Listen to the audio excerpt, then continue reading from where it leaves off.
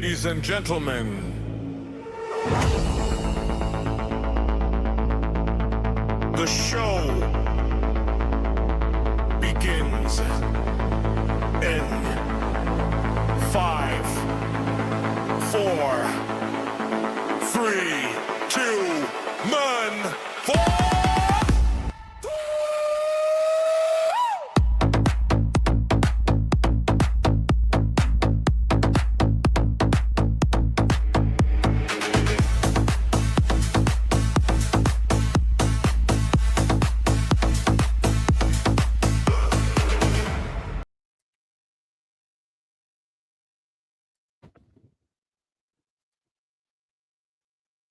Oh, Okay, there we go. I was like, black screen. Hey, everybody. How's everybody doing? If there's even anybody in here yet.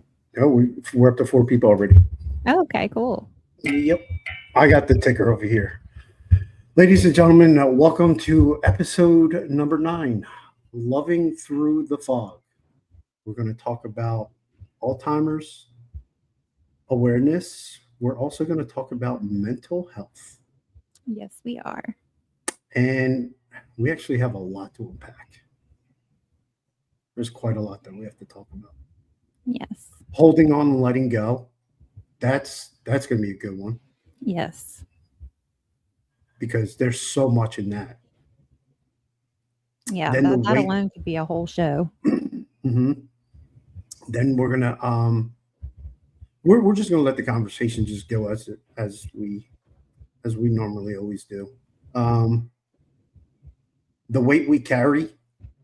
So like when we're caring for family members or friends or even ourselves, Mhm. chat, and then Hey, when Mama memory, Donna. and then when memories fade, finding peace in the present. And in no particular order, we're going to touch up on a lot of these things, and we're just going to give everyone like basically pointers that have helped us out. So I'm not an expert. Maybe over there's not an expert. We're not shrinks or anything like that, but there's much that we can share with all of you guys, and hopefully there's someone, if they're listening and they may be going through something similar, something that we say helps you. Yes. And that we got that's Michelle, right? The Yes, cases in Michelle and Max. Awesome. Nice. Hello, you two. Great job today with Mark the Shark. I was watching you guys. Hey, girl. Hey, Justine. You guys did a great job. And then we got Mama Donna. What's up, Mama? Miss Mama. And if you're on X, if you could share this out, that would be wonderful. Yeah. Now, I'm not going to, just so you guys, I'm going to talk about two things that I have been impacted by, and that's mental health. I think it's, as a whole, I don't think it's talked about enough. It's cutting out for them, they say. What is the show or me? The show or one of us?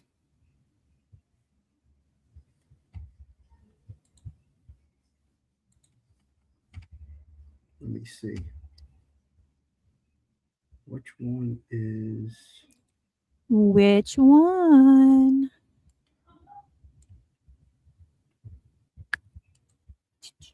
I'm on it. I'm on it, folks. Are you on it? Yeah, I'm on it. Well, it all depends on how you define Oh, it's better now, they say. Okay, perfect. Okay, yeah, I'm taking a look at it now. I see it.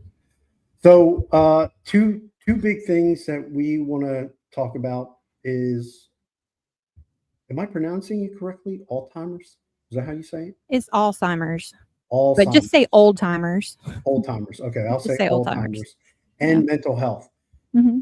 And a key aspect of mental health that I know for a fact does not get talked about enough is men's mental health. And it's because as men, we are taught at a very early age that what we feel does not matter. No one cares. No one wants to hear it. Shut up, put up, keep doing what you have to do, strap on your boots in the morning, go to work, and just plow through. And we're conditioned that way.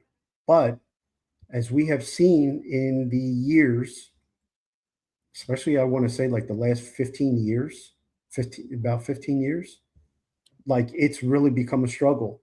You see it with PTSD. You see it a lot with our soldiers when they go to war and they come back. Yeah. The suicide rate is astronomical. So we got an issue, folks, and we need to talk about it. We need to address it. Yeah. It's an epidemic.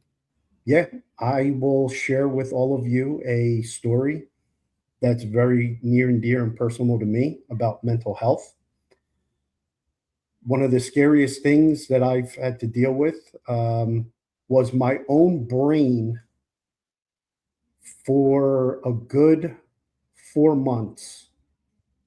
Every single day, I battled demons to where my own brain I felt was always telling me what a piece of garbage I was, that I was not worth it. And you literally, I literally heard it in my head telling me this from the moment that I woke up.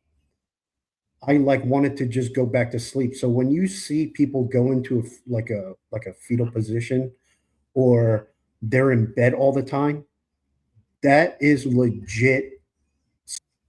Oh yeah, I'm looking at YouTube. Mm-hmm. It's lagging like crazy. Oh, I see it now. Yeah, the circle's spinning. I don't know why I just didn't look my damn self.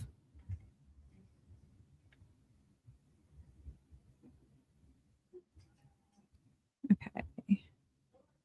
Is your Wi-Fi good right now? Yeah.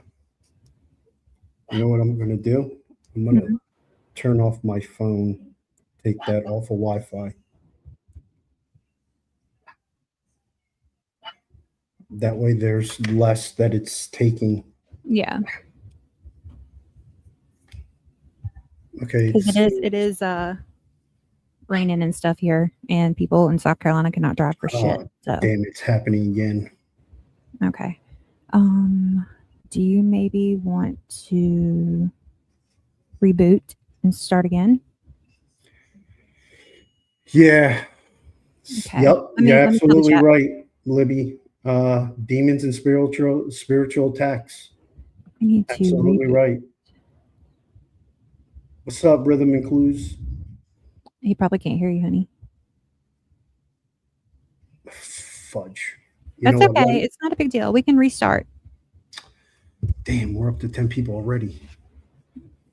Wait, is it still buffering? Yeah, it is. Okay, then we have to start over. Yeah, let me start over and Okay. we will be back. Now wait, do I end the stream or do I just leave the studio? It depends. Are you going to reset Wi-Fi? Yeah. Okay, then you're going to have to leave the studio. I'll just leave the studio but leave the stream up. Okay. Okay. Yeah, don't go all the way out though, because it'll cancel this. Well, wait a minute. I think it's working now.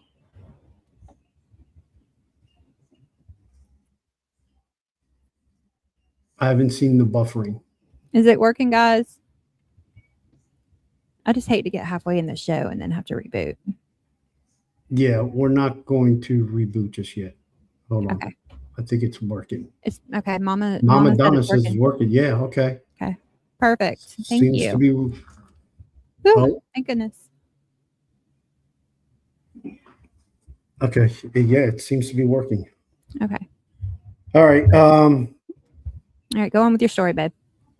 All right. So mental health, and I'll let you guys know a little bit about my story. Now, I used to be ashamed of it, but I had a great conversation one time with my pastor because I went to him. And okay, Rhythm and Clues is not buffering either. Okay, so I think we are having bad storms here in South Carolina. So that could be, I mean, somebody could fart really bad and it impacts all of our lives in some capacity, believe it or not. Like that's like I'm not lying. Like seriously. Oh my goodness. Come on now, you know that's true. Like, Oh yeah, South we Carolina got is. to deal with the drivers and stuff that like it just rains just a tiny little bit, and everybody thinks it's like Armageddon. I know. I warned you. I warned you. The Well, drivers here. if I didn't come down here, then me and you wouldn't be a thing. Oh, come on, Oh. Chad, everybody, come on. Oh, that is so Aw. sweet. How precious is he? Ooh. All right.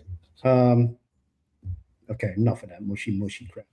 All right, so yeah, mental health, men's mental health, and just mental health in general. Like that's what we want to tackle, and then we'll go into all times. And feel free to jump in whenever you want.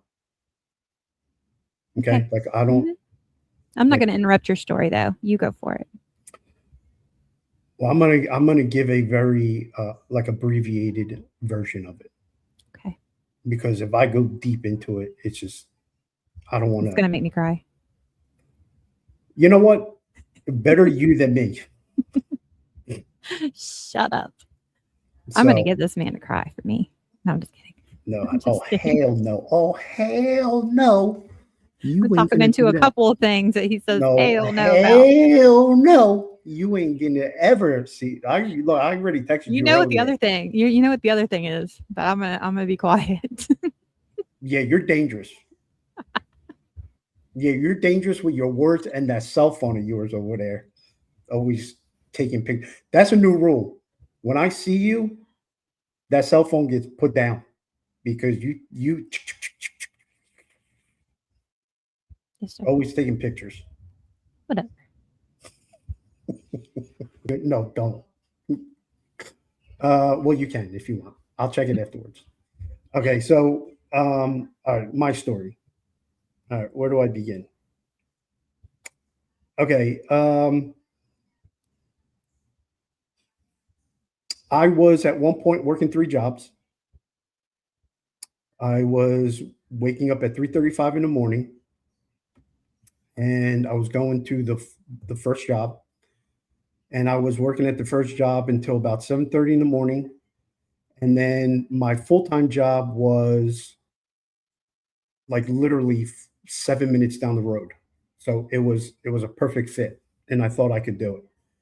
And my first time job, I was unloading 53-foot rigs, and I was doing that for about 2.5 hours, and then I would shoot over to my full time job, and then I would be there my 8 hours, and then from there I would go home, and then as usual I would take care of things that needed to be taken care of, cut the grass, you know, all things that come with owning a house and stuff.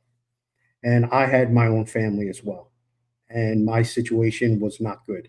My situation, as a matter of fact, wasn't good from the beginning, and I should have never married this woman. And I realize that more and more every single day that passes. And I'm going to be very transparent with my, uh, with my story. I should have never married her. We ended up having three kids. Thank God that my kids are all adults now. And I was working. I was basically killing myself. And for like the last, I don't know how many years, I've always been working two or three jobs. And this one particular time, I was waking up at 3:35 in the morning, doing that, going to my full-time job, and then the phone call came. And my mom called me up and said, "Hey, listen, I've been noticing some things about your father. We're monitoring it." And this is when they were still living up north. So we were still all together living up north. But we're noticing that he's been forgetting things. All right. This was some years back. We all didn't think anything of it. Maybe he was just stressed out. He's tired from working. My parents owned a restaurant, all my life. They've been their own bosses all my life. Um, so, that comes a lot of stress comes with that. And I'll never forget the day that I noticed from me working so damn much and being told all my life, and just in society in general, that you're supposed to be a robot. You can't have no emotions. You're not allowed to have any emotions. You're a man. Shut up and put up. That was everything. Just shut up. And me being how I am and stubborn as I am, I said, okay, this is my life. I need to provide and shut up and never express any emotions. So I did. But little did I know that because I was in such a horrible situation in my marriage, I stayed for my kids for many years, for almost all their lives, all their lives. I stayed until just recently, and I noticed that a lot of my life was being taken away from me, but I didn't realize it. So I'll never forget, some years ago, I was at this first job. I got done unloading the one of the rigs, and it was like a slow motion movie. I was waiting for another truck to back up, so I would unload that, and everything seemed like slow motion. And I started to have some very, very dark thoughts. And it was thoughts that I've never ever had in my life. And it wasn't pleasant thoughts. It was things that I wanted to do where I felt that I was just completely worthless. And I remember saying to myself, if this is my life, I don't want this anymore. I was literally working 3 jobs, helping my parents out at the pizza shop on the weekends, working 2 full-time jobs during the week, go home, eat, take a shower, go to sleep, wake back up again for years. That was my life. I had no joy. There was no joy at home. There was no nothing. So I know that that whole thing was a contributing factor. I'm not going to say it was all of it, because I have to take a lot of accountability for things that I did, which I do, that helped, put me in the situation that I was in. So I turned to alcohol. And just so that everyone knows, I was never an alcoholic. I went 21 years. On my 21st birthday, my sister, my cousin, and a whole bunch of friends took me out to a bar because I never drank. And even years after I got married at a young age, I was never a drinker. Like, I did not drink, but I hit this one part in my life where my mental health was not being taken care of. There was a lot of negativity that was said to me that I was when I was working my ass off, like you would not believe. A lot of people could not do what I was doing, especially at my age. Like, I literally could say, try and walk a mile in my shoes, and you would not be able to do it with what I've had to endure. And it's not something that I'm like, I have pride over or anything like that. It's just, these were just a lot of internal battles that I had that I never shared with anyone. And I kept it all inside, and it affected me. So I turned to alcohol, which was never a problem.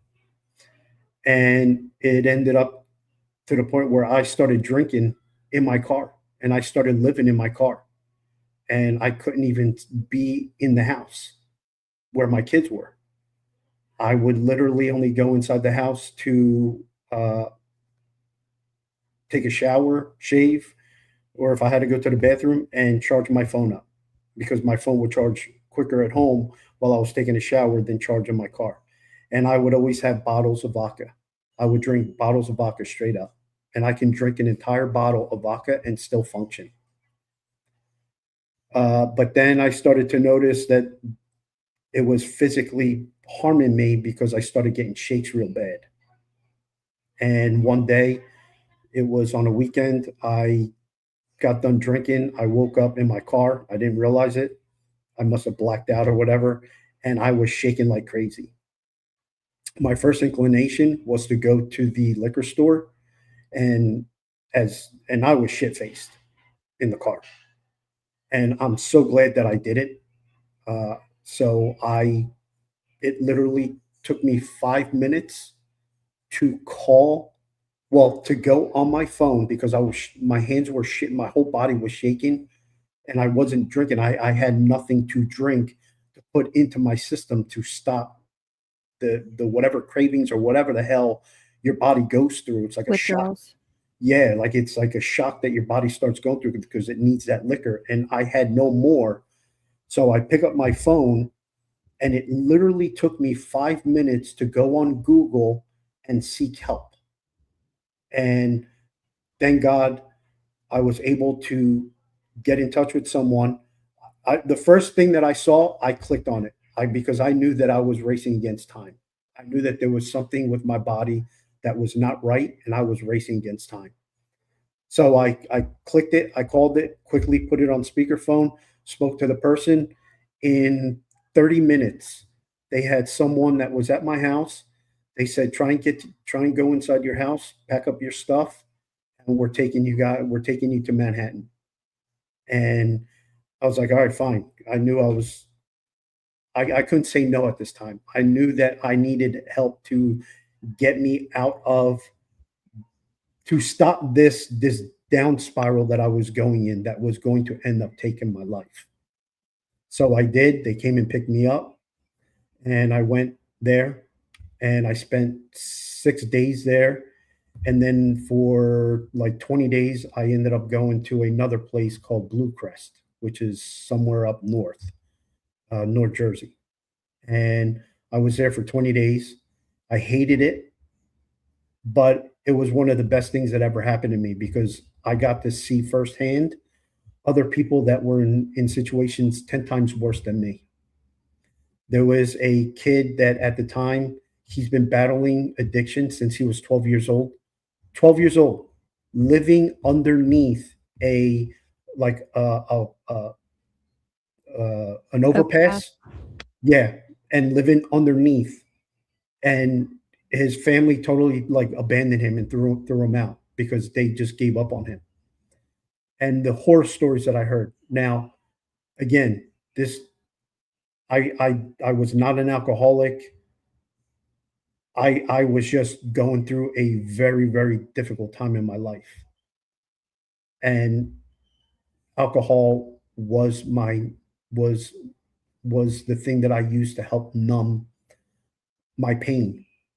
And my pain was at the fact, and I'll be transparent, I finally admitted to myself, my marriage is over. Now, a little bit of background on a good side, I was raised in a very warm and loving home. My parents are my life. I'm blessed to have my parents still here with me.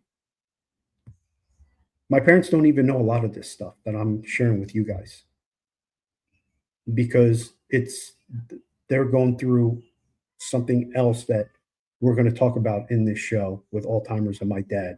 So I know that I had to keep a lot of this stuff bottled up, but I was raised in a warm home. I probably only saw my parents fight, like just an argument, maybe 3 times in my entire life. My parents are together all the time. My parents have like greatest marriage. They've been together since they were young. And they migrated to this country, became citizens, did everything, and then had me and my sister. So we were raised in like a Brady Bunch, you know, kind of family. Everything on the outside looks good. And it really was. My parents had always nice big houses.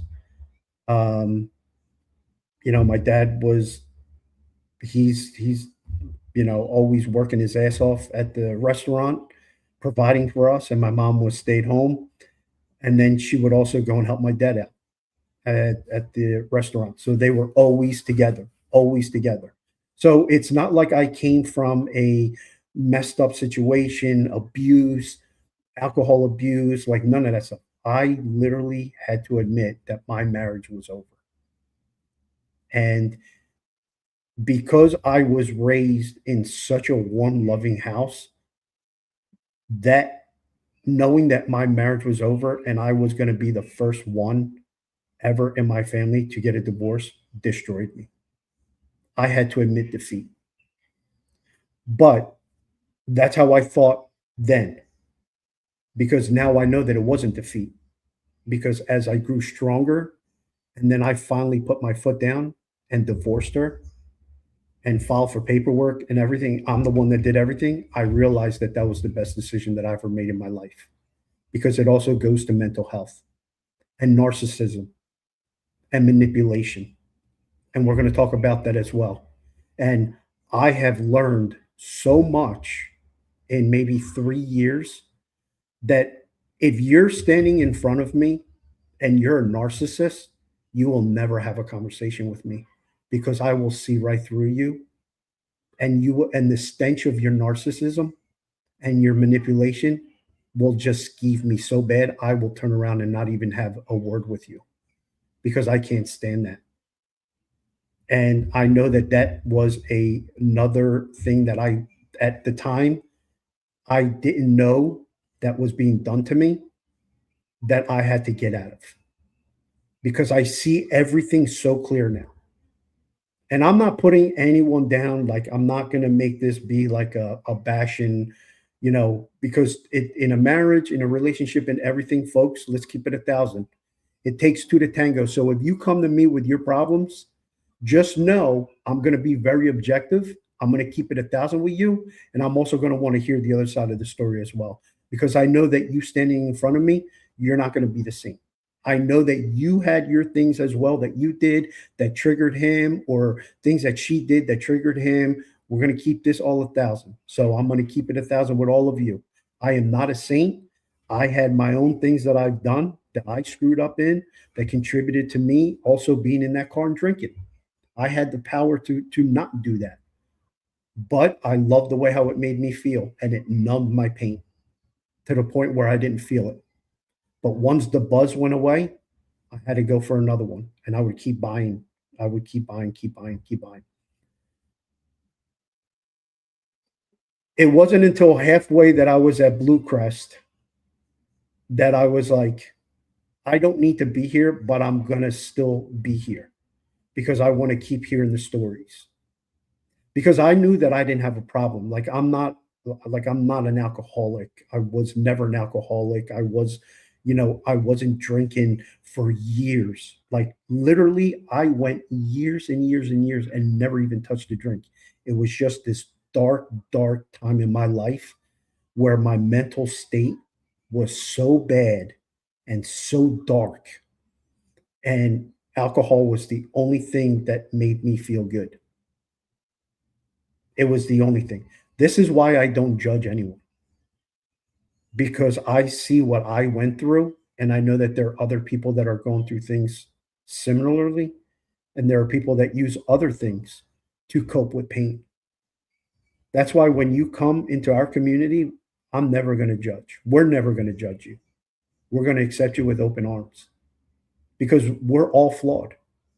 My favorite saying is, "He that is without sin cast the first stone." That right there is for all of us, for all of eternity. There will never ever be a perfect person. So therefore, who the hell am I to judge anyone?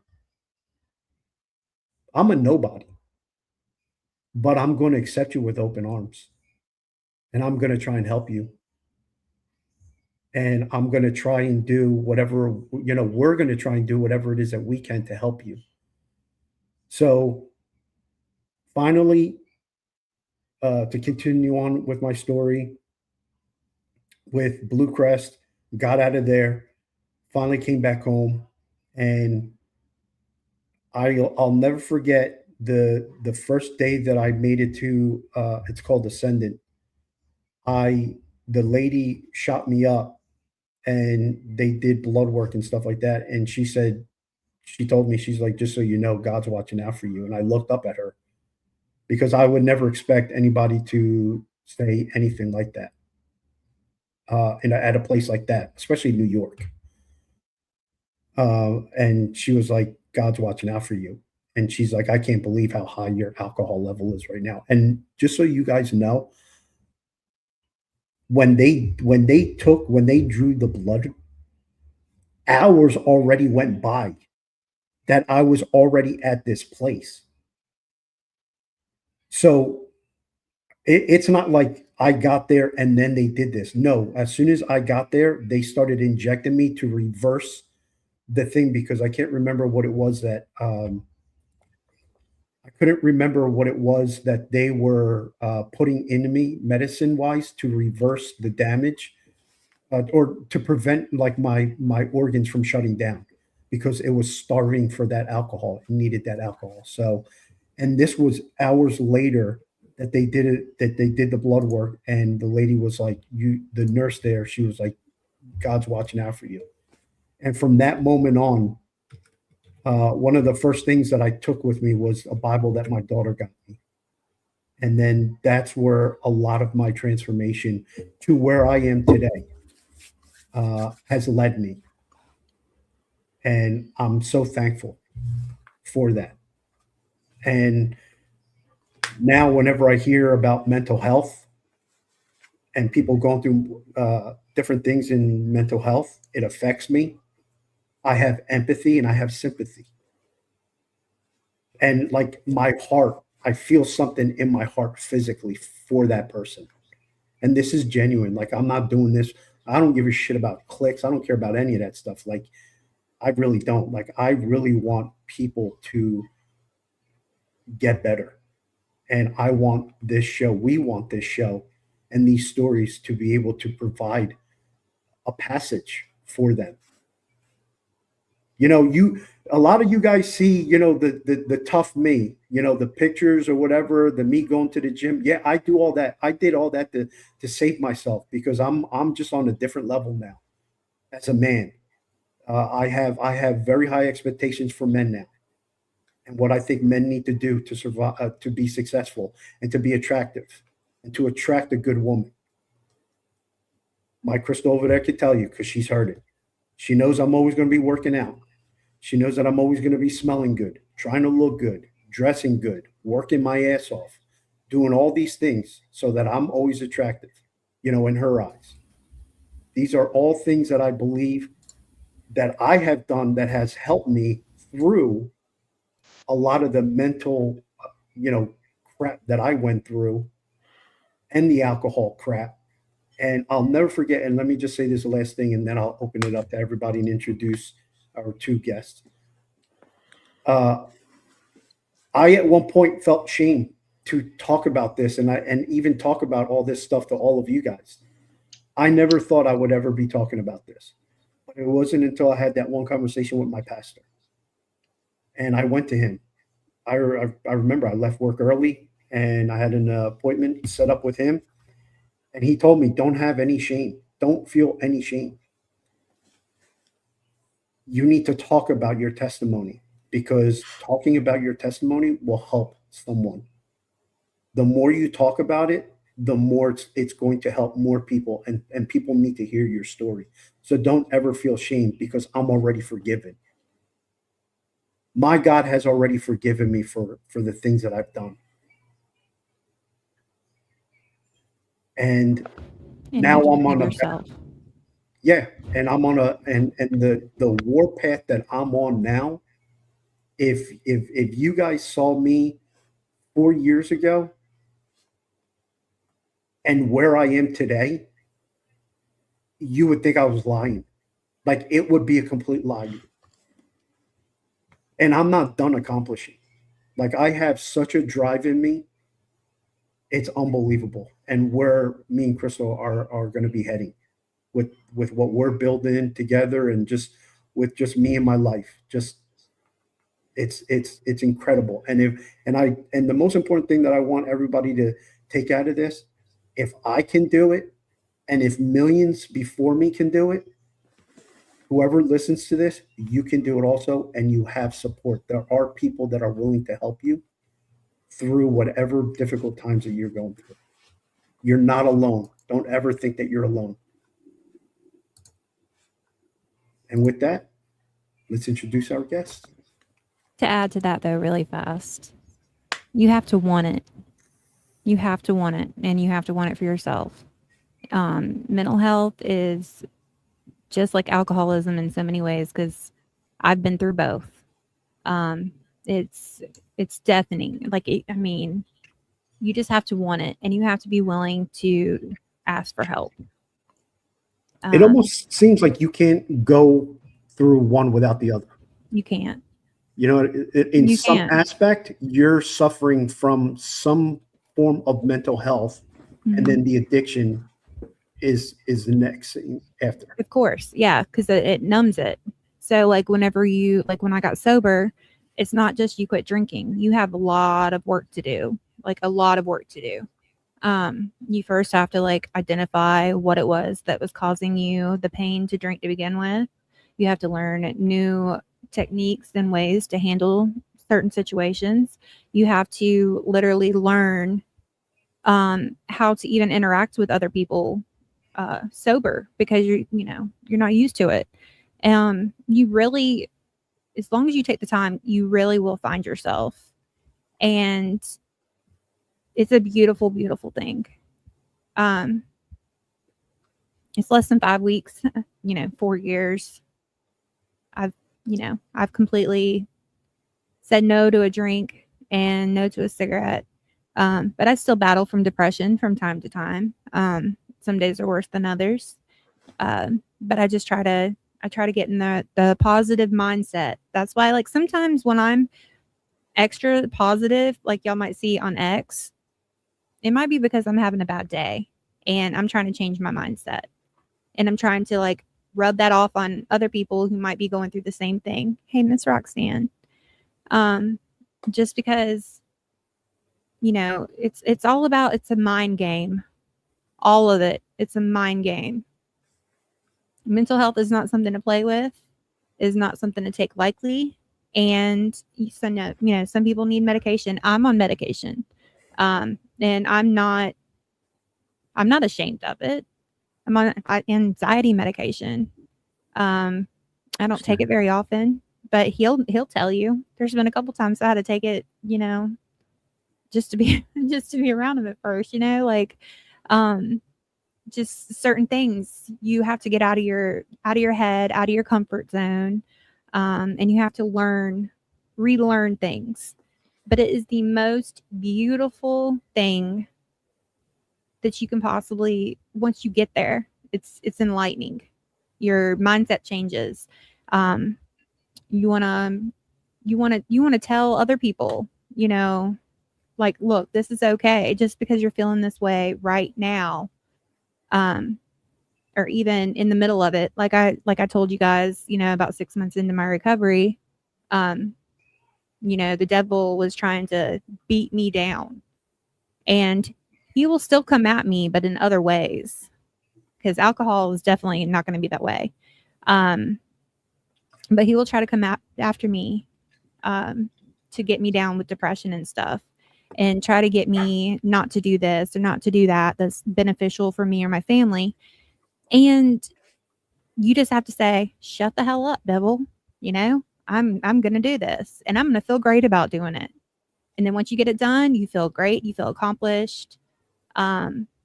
So just know you're not alone. And Disturbed and I are here for you. You can reach out to us. If you're a guy, go to Disturbed. If you're a girl, come to me. That kind of thing. And we've got you. Exactly. And let's introduce our guests. Yes. So we have Justine.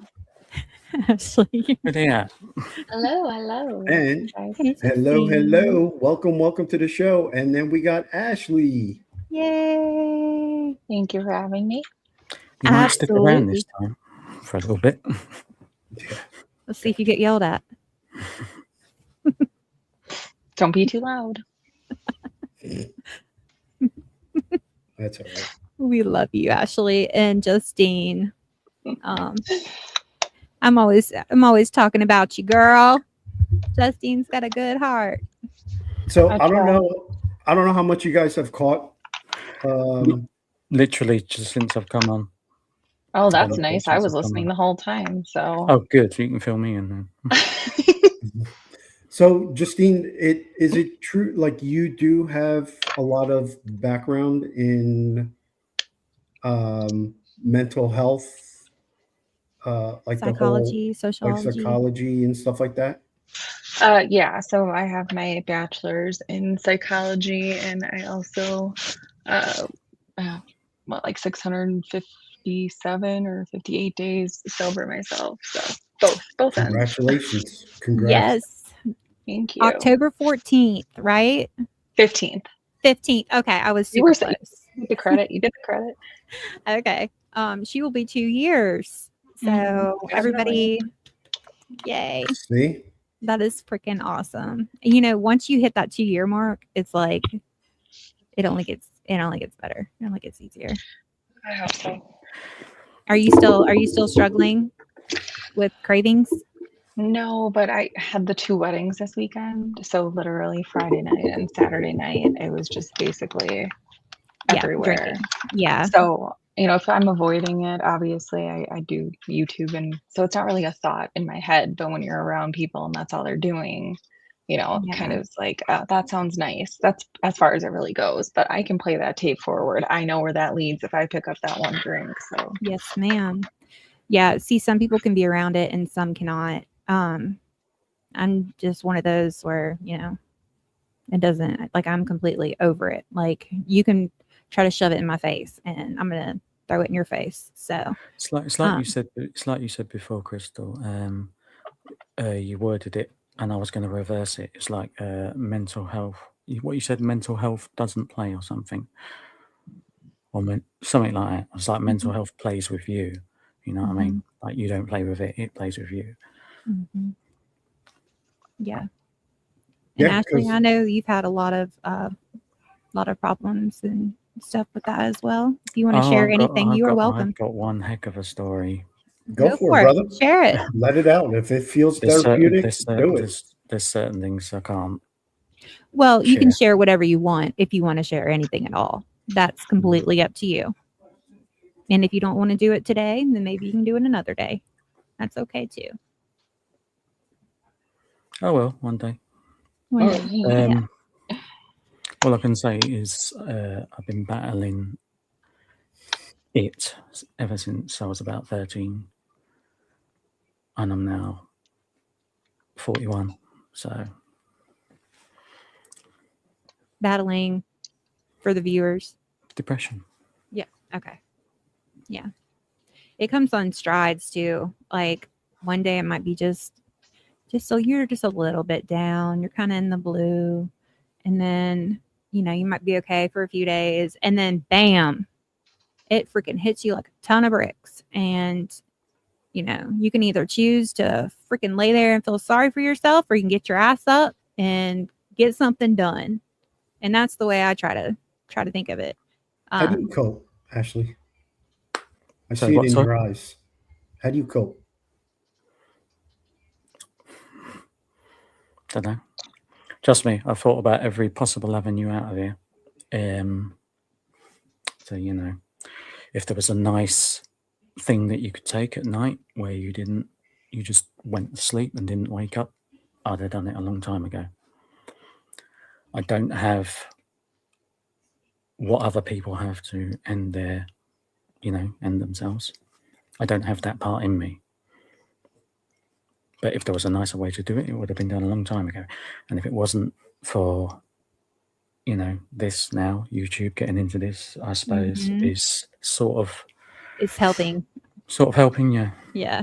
I can already tell it's helping because you didn't even want to show your face. Even just to me. When we would sit there on WhatsApp, like come on, show your face. You wouldn't do it. So Justine really, really helped you out in that. And girl, I applaud you for that. I do. I told you whenever he first showed his face, I was like, girl, you did that. Mm-hmm. I take no credit for that whatsoever. It was just him getting out of his own way. That's a good friend. That is a good friend. That is a good friend. I kept trying. And then whenever I introduced you two, I was completely out of the freaking picture. So you two were like, So immediately. I'll say a long story short. I'm not going to go into the nitty gritty, Mhm. but somebody was abused when they were 13. Yeah. Yeah. Yeah, We're I know here your for you. story. Yeah. You know, I'm here for him too. Like always. You know what? I need to set my WhatsApp back up too.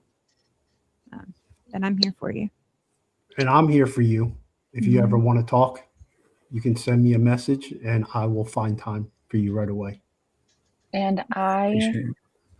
wanted to let you know that those two are here for you. So Yeah. I'm just kidding. He knows I'm here for him. He knows that. And Disturbed is like me, Ashley, and like you, and like Justine. You tell him something and he'll take it to his grave. He won't even tell me about it. You know, that's just Well, I that's how mean, it has to be. I've told however many people are watching now, and other than that, But they Justine don't. Yeah, and and me. her and you. Yeah, that's it. Yeah. And here's something important too. Look, I'm not naive. I'm not stupid. I might have been born at nighttime, but I wasn't born stupid. You mean you And weren't born last night? What? if I wasn't born at nighttime, it's a saying. If I wasn't born at night, wait, now you Yeah, got you no said it hope. wrong. Sorry. Go ahead. You wait till next week. Don't I worry. will. I'm you know what? I'm writing this down. Oh, Punishment, hush. check. You'll find new things by then. Oh God. Okay. Here's something that There's pretty girl. there she is. So if you're, and this goes for everybody who's listening, like, look, let me tell you something. If you're in a toxic relationship, that is not going to help you at all.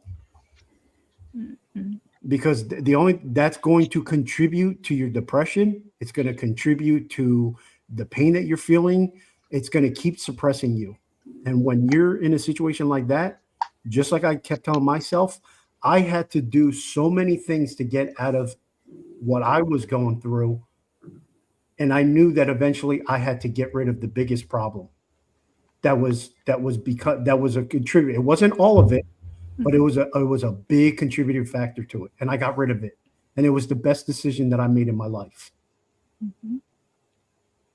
Like, I thought that this was the end all be all for me. I thought that I had to stay, put up with this. This is just the way how it is. This is how my life is. Nah, screw that. Anybody that tells you that that's the way how things have to be, there's always a way out. There's always a better way as well. But like Crystal touched up on this, you got to want it. You got to want it. It's just not going to come to you. And somebody's not going to come with like an instruction manual and say, here you go, Ashley. Here you go, Disturb. Here you go, Crystal. Here you go, Justine. Do this and boom, it's going to happen. No, you got to work things out in your mind. But you know, the one good thing, Ashley, in all this is if you put in the work and you do what you got to do and you have the drive and you have the strength to do all this, the man that you're going to be on the other side is going to be electrified. You're going to light every room that you go into. When people see you, brother, they're going to be like, holy crap, what the hell is up with that guy? And you're going to have a joy in your heart that is just going to resonate, and it's just going to fill the room up, and people are going to want to know your story. I'm already getting in trouble with the version of me at the minute. Can you imagine? Can you imagine what it's going to be like? That's beautiful. That's wonderful, though. Hey, you know what, though? That confidence wasn't there when I first met you. No, Hey, Summer, that is welcome. I don't D, know, I don't welcome. know. That one, is it outside? That side? You know who it is. Yes, you're confident. That confidence was not there when I met you at all. And I am so proud and happy to see it. And Justine, your eye makeup is on fucking point. Thank you. Thank you I very like that much. mascara. I like that Must come eyeliner. round and do mine for me. Yeah, it's I will only buy this specific one because all the other ones either like bleed like downward, or they go on and you feel like you're like pulling at your eyelid. I'm gonna have like droopy eyelids pretty soon. But this one's like nice. Smooth. And anyone, feel free to interject and talk about whatever it is that you guys want in this space. I mean, this is open for See, everyone. I've never had like the issues that you have had with the alcohol or drugs or anything like that. So in that sense, I've got nothing. There's nothing mentally from that side of things. It's all from childhood, basically. Lots of neglect, abandonment, and abuse, basically. Yeah.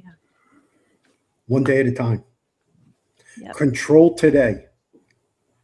Don't overwhelm yourself with thinking about tomorrow and next week, because that's not guaranteed. So the best thing that you can do is worry about today. Hey, Five Divine. Nice to Okay? see you. Worry Thank you for about joining. today and take care of today. Tomorrow, you'll deal with tomorrow when that comes. Yep. But every day, try and be better than you were the day before. But you have a supporting cast now. You have an extended family now on YouTube, on X, whatever. We're here for you. I'm already extending my hand out to you. If you ever need me, or if you ever need to talk to a man, hit me up, bro. And I will make time for you right then and there. I'm never going to say to you, oh, give me 20 minutes or give me an hour. No, I will stop what I'm doing, because as I get to know you and your situation, Depends it on what you're impacts doing. me. Thank you. Depends on And- what you're doing or who you're doing. Oh my virgin ears. Sorry, guys. Mate, this is all right. I've heard some of this lingo between them. They are dirty mofos. This is just us But no, I all the appreciate that. time. Yeah, Yes. if you guys were if you guys were in our text chat, you guys would be cured of a lot of stuff. Trust me, it's crazy in there. All right, Real life, enough too. of that. Enough of that. Okay.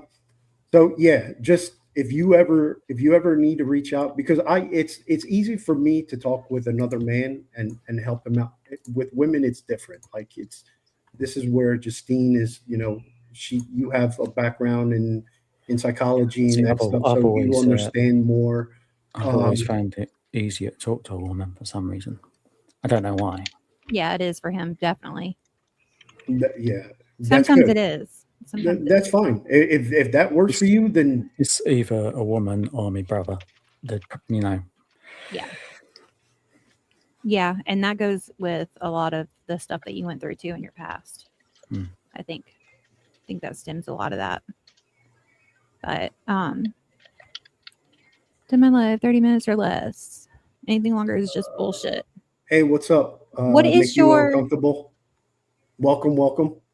What is your YouTube?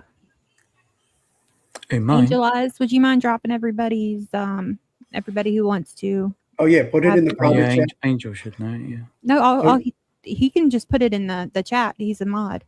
Oh, He's okay. the best. Hi, Angel. Yeah, just put put yours it- in there too, Angel. Yeah, you guys put yourselves out there. We don't care. We're about sharing each other.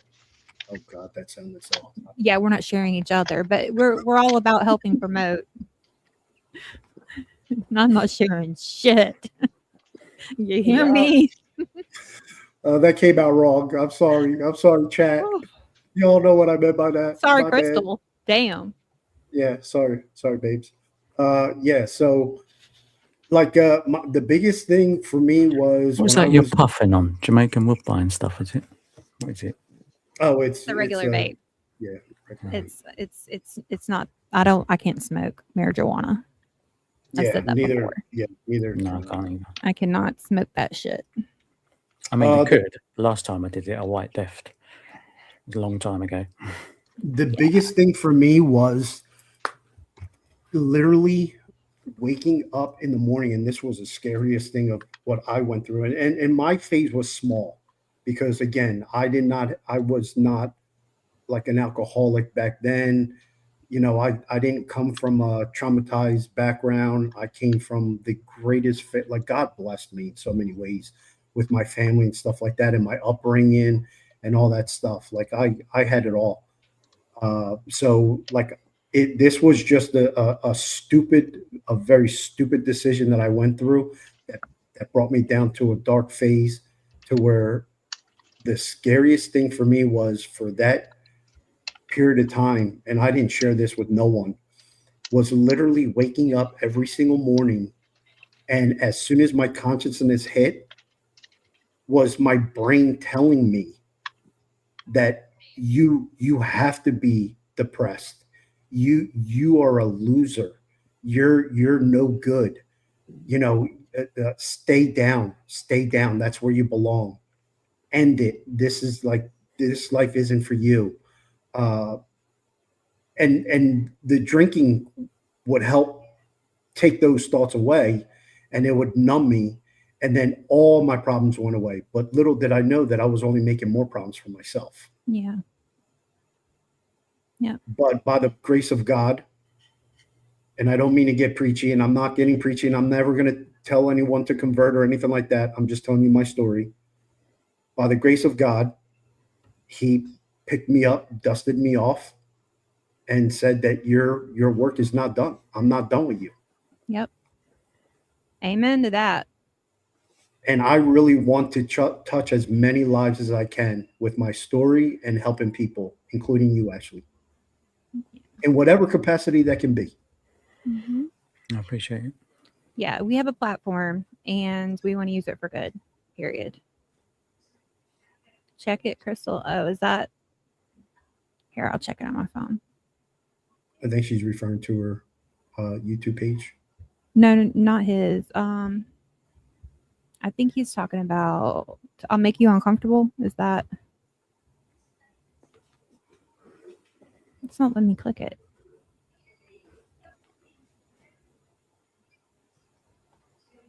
Go ahead. Go on. I'll deal with this. Oh, okay. Yeah. So that was wait, I'm reading a comment that what you see under lies, news, stripped down. That's when I asked what their channel was. Oh. So I'm just trying to figure that out. Is that what you just posted, Angel Eyes? Because it's not letting me click it. I put it in the private. Is it letting you click it? No, I just copied the name, but I put the link in the private. Oh, thank you. Mm-hmm. Okay. I think it may be, is StreamYard having some issues? It was Clearly. earlier. Yeah. Was it? So Yeah. that could be it. Because I know a lot of people, whenever they post like their pages or whatever, people can't see it or find it, or it's not working or something. All right, I'm all subbed up. I'll Make You Uncomfortable. I'll sub also to all of you, whoever want me to. I'll be more than happy to sub to you guys as well. Just wait until after the show. So Justine, let's hear from you a little bit. So what do you think is a By the way, apologies if people can hear my stomach. I don't know what the fuck is going on with it. Go eat something, buddy. Did you eat something? Thank you. I I'm not told him even that earlier. hungry. I'm like, go eat. I can hear your stomach. I'm not hungry, mate, but my stomach's not happy with me. Well, then go eat something. No, you're good. So we know, Justine, so we know that in life there are, trends, a lot of things that people follow and do, and then they become habits and stuff like that. So since you're in the whole psychology field, you obviously, by nature, like, you see these things, like you see what are contributing factors. What do you think we'll just stick with our country, because obviously we're all here in the States. What do you think are some of the biggest contributing factors that's leading many of our youth? Because we see that our youth, there's been a spike in depression among them. Like, for example, testosterone levels in males, it is down like tremendously. Like, there are young men that are just they're just like cutting everything out. Like, they're just like, nope, I'm good. I'm gonna live I'm going to be living in with my parents in their basement, and I'm cool with that. And that kind of like mentality is not, yeah, exactly.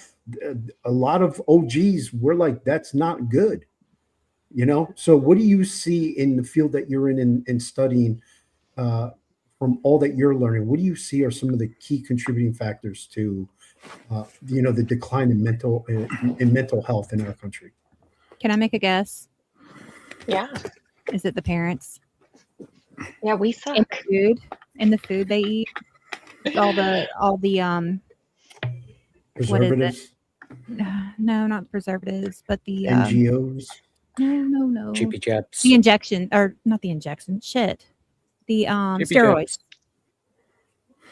It Oh, doesn't like taste it, as much. the meat Divock. and everything. Divock. Reverse it. Divock. That's what's lowering everybody's testosterone and all the rest of it. What? Divock. What the Reverse it. Oh, the 19 thing we just went through a couple years ago, the pandemic. Oh yeah, Oh, yeah. I think I that has a touched base bunch to on that do the other with day God, it too. took me forever. I'm like, people's, what are you talking about? No, right? testosterone as well. No, I think a lot of it has to do, sitting from the high horse that we're on technology right now, but I think it has to do with the increased reliance on technology. That kids don't need to go outside and play anymore because all of their friends are at their fingertips. They don't have to go outside and play. They don't have to wait for the lights to come on to know it's time to go home. They have their friends right here. I don't need to go out there.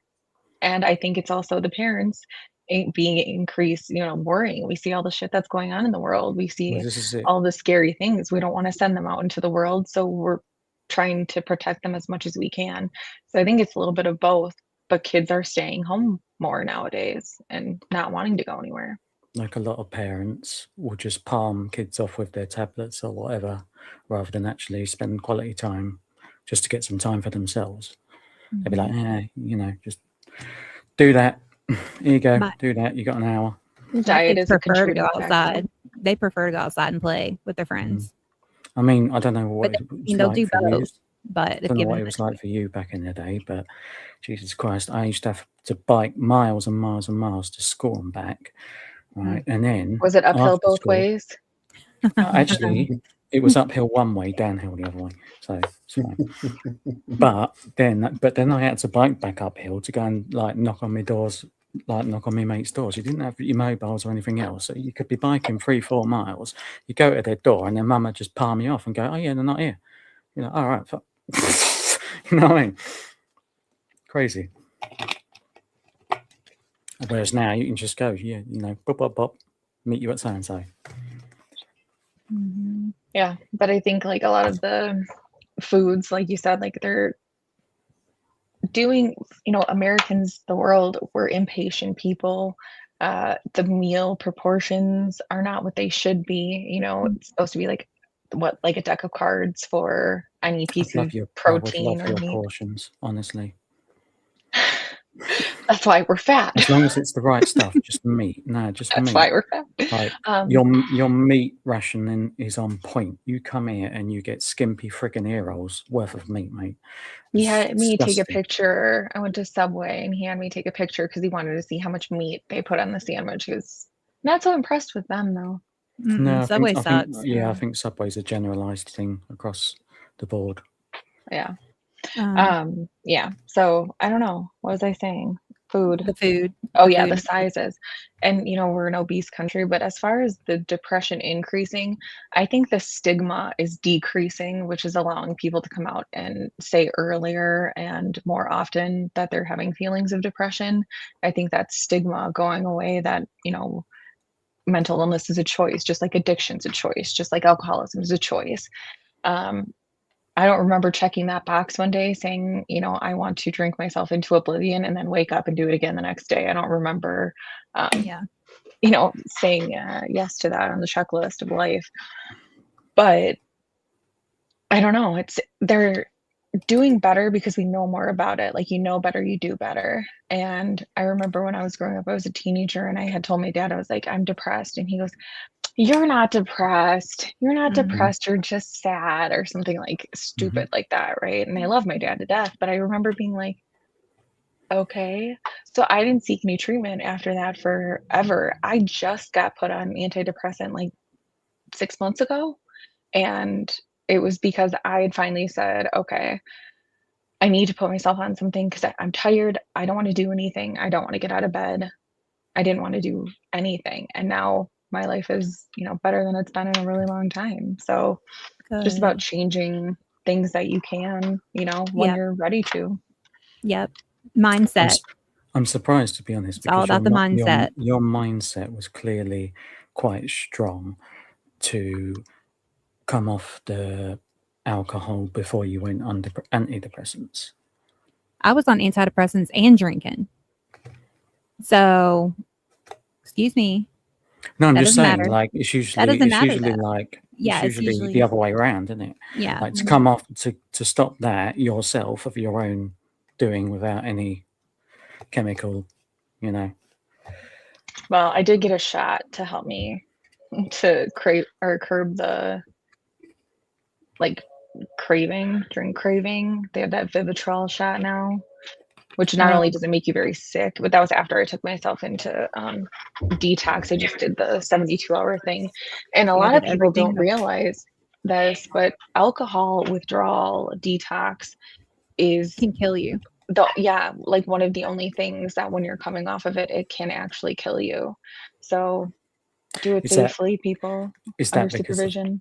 is that because of your liver? Is that because of the way it's used to processing it or whatever? It can make your And then organs it's like a fail. Like, sudden shift, yeah, it's just what is the word? Shock. It's shock. Your body goes through shock to shock. the liver. Yeah, yeah. See, I had Klonopin already, and that's what helped me with mine. And I had already started to, ease my way down. But if it wasn't for my Klonopin, I probably would have been in that situation. And what do you mean comfortable? Are you glad you didn't take them back then? Take what back? I don't remember what I was saying.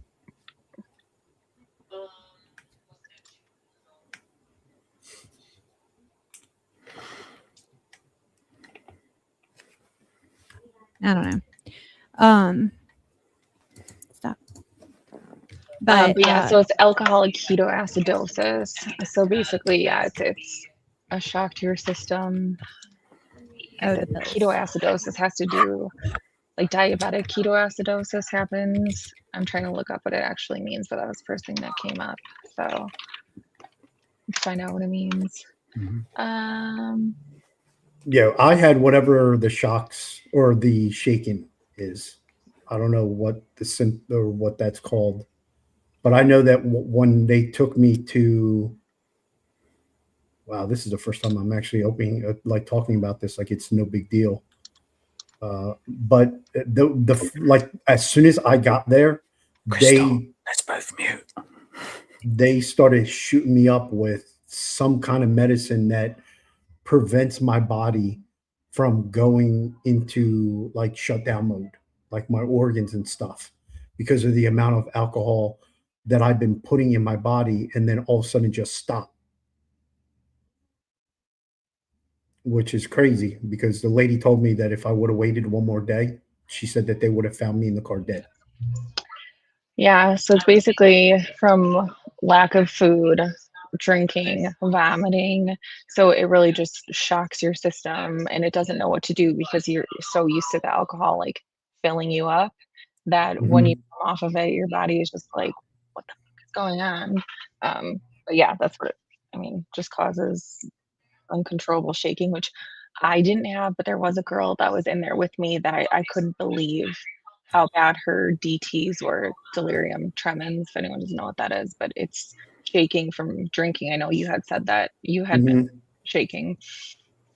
But yeah, it's scary and it can be very scary. So do it safely. Is it like the sort of same kind of shaking that you would get from like, heroin and all that rubbish? I don't know because I've never taken drugs. I never did drugs. So I wouldn't know. This was just pure alcohol. Like it was just straight up vodka every day, all day. That's when I do drink, that was my, go-to drink is vodka. It's like beer. I'm a cheap night out for anyone. right? you spend like what, I don't know, 10 out, and that's it. I'm done. But yeah, with the vodka, any kind of spirits, I could just drink them all day. Yeah. It's really weird. Uncomfortable. There is a pill that you can take daily. It's called, I'm going to butcher the hell out of this, but it can help with your shaking. You say that it's your nerves. It's called proprampanol. Proprampanol, and what that does is that lowers your heart rate, and it'll help with your shaking. So talk to your doctor about that because it could be something called benign tremors that you may have. But talk to a doctor. I don't know. That's something that I was taking for a little bit until finally I was just like, I started just getting on my shit, and I was just like, nah, this isn't me. I wasn't raised this way. I'm not going to end this way. I'm better than this. I know I am. And this is just when I turned to lifting weights, gym, like all that stuff. And since I've come here to South Carolina, it's continued. It's very important for me to stay focused. I do my Shilajit every day. I do my proteins. I do my protein shakes. I put so much healthy stuff. I eat fruit every day. I eat healthy salads, do all that stuff. And just, it's been a complete night and day from where I was to where I am today and where I'm still going. It's like I did the whole exercise thing for a bit, and I used to run probably an hour every day. No ifs or buts. I would be running whether I was fucking depressed, whether no matter what, like no matter how little time, I'd be doing it at like 3-4 o'clock in the morning. But since old Guthrie decided to not leave more than a strand of hair, I ain't done nothing. Part of a strand of sense, hair. but this Part of a strand of hair. part of a strand of, yes, she can only leave part of her hair every day. You know what I mean? You can't plant roots. Yeah.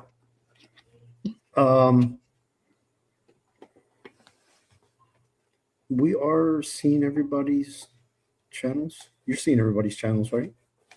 I saw Angel Eyes posted a load of links. Yeah. Okay, cool. Zones, as long as everybody can see everybody's they're all there. channels, we're good. Just keep sharing your channels there, folks. We don't care. We that's want the to thing. grow this community. That's the thing. A lot of these other YouTubers, I'm not going to name no names, but they're selfish and they're out for themselves, and their mods and everything else are not inclusive. They're like, we don't want you mentioning such and such. Don't mention such and such. It's like, there's plenty of room for people. Absolutely. And like, are you that insecure that you think that people are going to, if you're that insecure that you think people are going to hop ship, then you're not doing your job right, in the first place, are you really? Me and Crystal talk about something very important, and it's something that she has said to me countless times. You're eventually going to find your people. 100%. You're going to find your people. And even if you get, like, let's just say one day you went and you were a guest on some show, and next thing you know, you got 100 new subs. All of a sudden, they all just started unfollowing you because they just didn't like your content, or they just don't like you, or whatever. Don't let that affect you. Don't let it bring you down, because you're going to find your people that are going to be just like their people are for them. You're going to get your people, and just stay focused on that and don't worry about that. Especially if you got a good message, like we try and do every single day, or whenever we do our shows. Because I like, she's actually going to know something now that I haven't told her. Like something that I'm battling with the whole show thing, where I know, like, this whole true crime thing and all that stuff, like, sells, like, big time. I also know that there's a risk when you go into, like, a more uplifting show and stuff like that. But you know what? Everybody has an uplifting show, and it needs to be heard.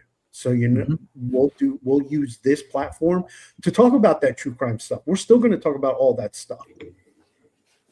But every now and then we need to break it up because we do also hear people in the chats saying, "Oh God, I'm getting so sick and tired of Nancy Guthrie and this whole thing and blah blah blah." So we want to just come on here and just chop it up a little bit, just change the subject, and let's talk about some uplifting things Yep. that can impact people. Let's talk about some uplifting things. Depression.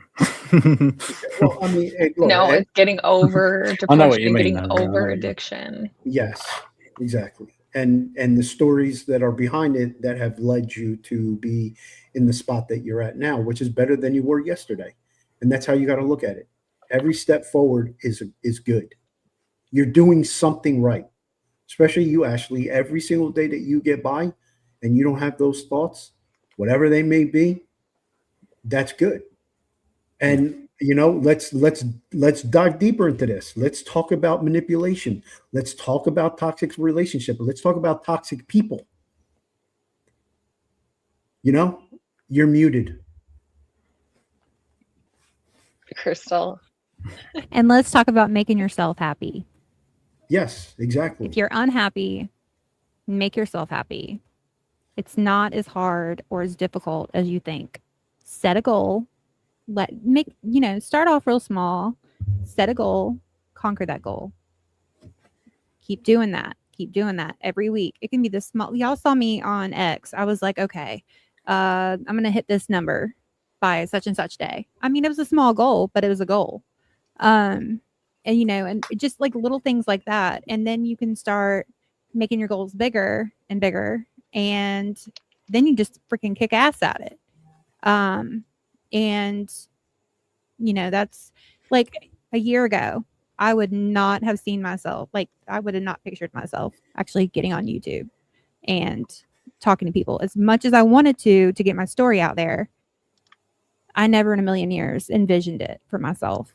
But going on X and, trying to spread positivity, and I got my people, behind me and stuff, encouraging me to do so. So I did it. And I kind of fell in love with it. And it's helped me. It's helped me grow as a person. And I don't know. I just feel like I can reach, the bigger our platforms get, the more people I can reach. And, I don't want to use Crystal's Crime Board as just for true crime either. You missed quite a bit, Libby. You might have to. Did you replay. see Angel Eyes? Angel Eyes. Her comment? Yeah. His comment. You always say her. I see Angel Eyes. I mean. Yeah, I can send you the link on X if you want, Angel. Sound good? I mean, when it was Angel Eyes, it's I think beautiful eyes. It's his cat. It's his cat. Sorry, Angel Eyes. You better be. Yeah, you better be. You're right, I'm gonna send you the link. You're the only Angel Eyes that I see. Okay. I better be. Oh better be. boy. But gosh. yeah, so it's gonna be worse after next week. Sorry, guys. So before Angel Eyes gets on, let me just say, folks out there that are listening, look, if you're battling something emotionally and you're in a toxic relationship or a toxic environment, you got to get yourself out of it because it's not good for you. And it's going to contribute and it's only going to keep suppressing you. Do whatever you can in your power to get out, walk away. And you may love that person or persons or group friends, it could be a group of friends, but if they're all toxic as hell, that environment is going to rub off on you. You are who you hang out with, period. Yeah, remember that always. So get out of that, because you're doing it for yourself, and you're going to find better people that are going to build you up, and you're going to be in a better environment every day that's going to help your healing process. Yep. I knew that I had to get the hell out of where I was. It was hard for me. I'm not going to lie. It took me 2.5 years. But I remember, I'll never forget the day that I woke up and I said, enough is enough. Yep. I said, enough is enough.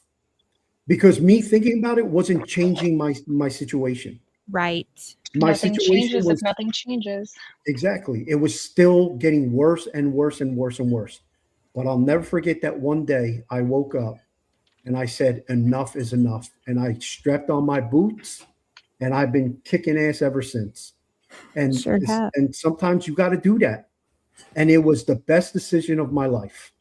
And you want to know something? If God blesses me with 100 lives to do the same thing again, I would do it 100 times over in the same manner, everything. Because going through all that crap that I went through has only solidified the man that I'm becoming today. And I won't Amen. change that for anything. And I know that God has been with me every step of the way. Does that mean that I'm perfect? No, I'm never going to be perfect. Do I have to learn a lot? Yes, I'm going to learn a lot. But every day that God blesses me, a new day, that's a new day for me to be better than I was the day before. And I'm still going to Progress. sin. I'm still going to make mistakes. I'm still going to do those things. Yes, but I'm more aware of it, and I'm going to continue to keep being better. Yep. So Just like you and I. Better for you, you know. I'll share something together. else, I Yeah, guess. Go for it. So with my past and everything, it made me do a lot of self-harm to myself, I'm so glad you're talking about this. and I would take it out on the one thing that I needed to be okay, which didn't make sense to me, which was my face, right? So the one thing that gave me confidence back in the day, shot it completely, and I would tear myself to shit, basically. Visualize. For no reason, really. I mean, there must have been a reason, but like at the time I couldn't think of why I was doing it. And having something to focus on, I found it is, key to not doing that. Like you say, your goals and everything else, or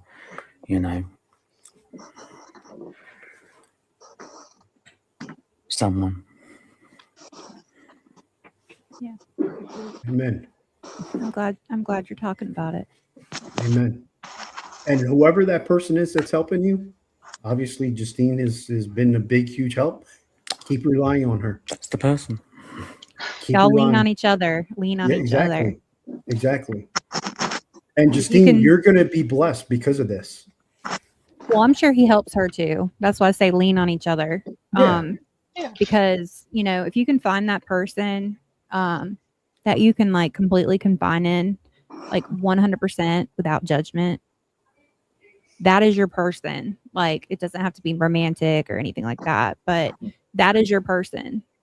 You should always depend on each other now. Like, because you guys can get through anything as long as you have the support. Amen. Well, let's bring on this guest, Angel Eyes. Welcome to the everyone. show. Hey. I just wanted to get on here and talk about my alcoholic journey too, because it's kind of like what you guys were saying. I would start with like start with the littlest drink and then go up and then just keep mixing stuff every night to the point where I was puking for like days. And I got to the point where I was drinking so much every day that I would just lay around in bed puking for like 3 days. And then one day I just quit drinking because I had a problem, and I went to the doctor, and she said, you drink, don't you? And I said, yeah, every day. And I mix stuff like hard stuff. And she said, you need to quit drinking because your liver's failing. That's scary. Is that what helped you stop? Yeah, and I haven't touched the drink since. And like now, if I even smell it, I get sick. Yeah, that's me if I even think about it. Like, Amen. Like, what's the point? What is the freaking point of it? You're going to feel better for like 5 minutes, and then you're going to feel like shit for 2 days. I mean, I've had a 4-day hangover before. That's how bad it's been. But good Angel for Eyes, you. was there something that triggered you wanting to drink so much? Yeah, because I never had family support like most people have. So my whole life it's been like just me and myself pretty much. And that's what led to the drinking and the smoking and the and everything else I did. I won't go into that details. But that's why, because I've always felt like I was a loner and I didn't have nobody that didn't have a support system. And that's what led to the drinking. Because I was trying to push all my problems away to try to make myself happier, Mm-hmm. if that makes sense. Yes, No, absolutely. absolutely. Yeah. Well, it seems like you found a lot of support on YouTube and on X, because I know a lot of us love you, and I see you in panels all the time. I do. People just love you. You're great. Thank you, Crystal. That means a lot hearing that. Oh, absolutely. You are, and you're a great mod too. We appreciate you. Yeah. Justine thinks I'm a great mod too. Yes. So Please is do hear the Michelle voice. and I'll be right back. I gotta join on my phone, guys. Yeah, okay, again. no problem. So did Michelle and Max, because I was like, if you need a mod, Angel Eyes is awesome. They're like, we already have him. Like, okay. Ash, how you doing over there, buddy? Yeah, no, I'm good. Okay. And that's good, Angel Eyes, that you be proud of yourself. Look at where Yes. you were once and look at where you are now. And that's a testament. And that's a testimony that needs to be heard. Yes. Yeah. Absolutely. You've Keep sharing overcome. And yeah, keep sharing it, because you never know, your story will impact someone. And if you can save one life, or you can help one person change things around, you've done good. That's what I'm trying to do. If I can save one person or 3 people, then I feel like I was a success, because I'm not proud of that, my past doing that. I'm ashamed of my past, but You shouldn't be ashamed, because that's who Past is made what you who makes you us are now. today, isn't it? Yeah, exactly. Don't be Yep. ashamed. You're stronger because of it. You've overcome it. And you got to remember that you are no longer a victim, that you have literally gotten through something that not many people are able to do. So you're strong. Think of yourself as like Superman, because that's how I look at the gift. It's a gift that we were able to conquer. yeah, So I everybody agree with give that. claps. That makes sense. Yes. So you shouldn't have feel any shame. Let that shame go. Uncomfortable Disturbed, I'm to. going to show you a picture of my face since you think I'm a girl all the time. Look. I'm sorry about that, bro. I apologize. Oh, that's an angel face right there. All right, need I'll to- give you that. You should sit on, have a sit down for 5 minutes on your streams one time. Yeah, you can't sit still. I can't. That's It's okay. fine, even if you can't, just be like that Yeah. for 5 minutes. Do what you gotta do. Show yourself. All right, so uncomfortable proposed the question, and we could all answer it, or Mhm. we can all do it. Did any of you try AA, and your thoughts? No. Did any of us try to do what? AA. Anybody go to AA? It's first of all, it's Alcohol Anonymous for a reason. So nobody needs to feel the need to admit to that, because it is anonymous. However, I'll tell you, I did not, and I did it on my own, and it was a lonely journey. But you know what? I just wanted it that bad. I mean, I was just that freaking determined. Yeah. So here I got am. put on a 72-hour hold because of my alcohol once. Well, I did too, but I got out like within 24 hours or so because my family came. But that was because I tried to commit suicide. So I'm not allowed to divulge that per the rules of that said program that was just mentioned. However, I can say that I am a member of a 12-step program. That's, the identifying words we're supposed to use.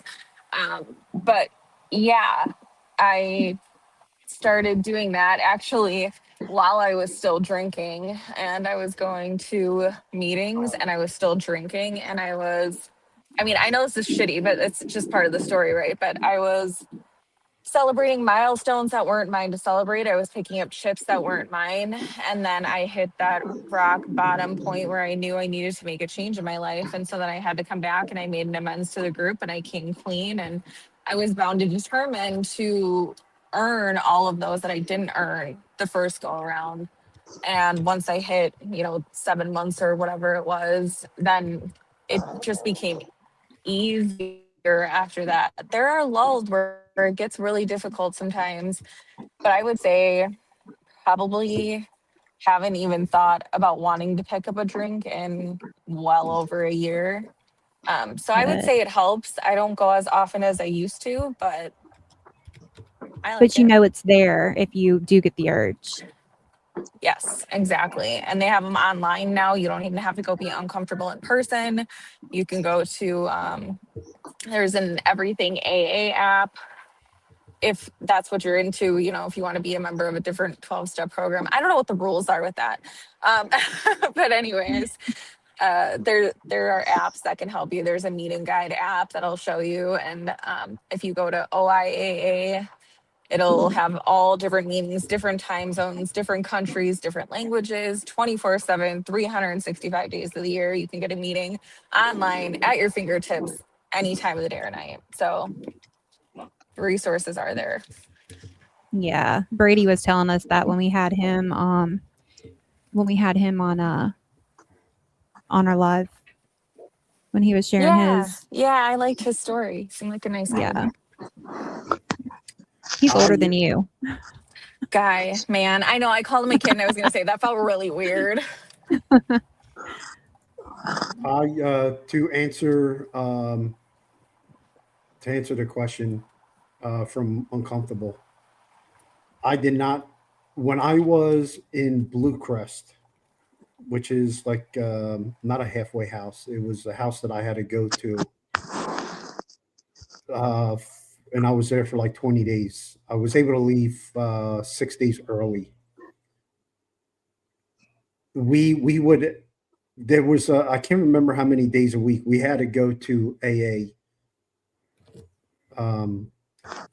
to AA classes, but that's only because I had to go. I was all the way up. No, I was over 2 hours away from my house and stuff like that, and I had to complete this. And I was given an ultimatum that at the time was the dumbest thing that I ever agreed to. But that's for another time. Episode.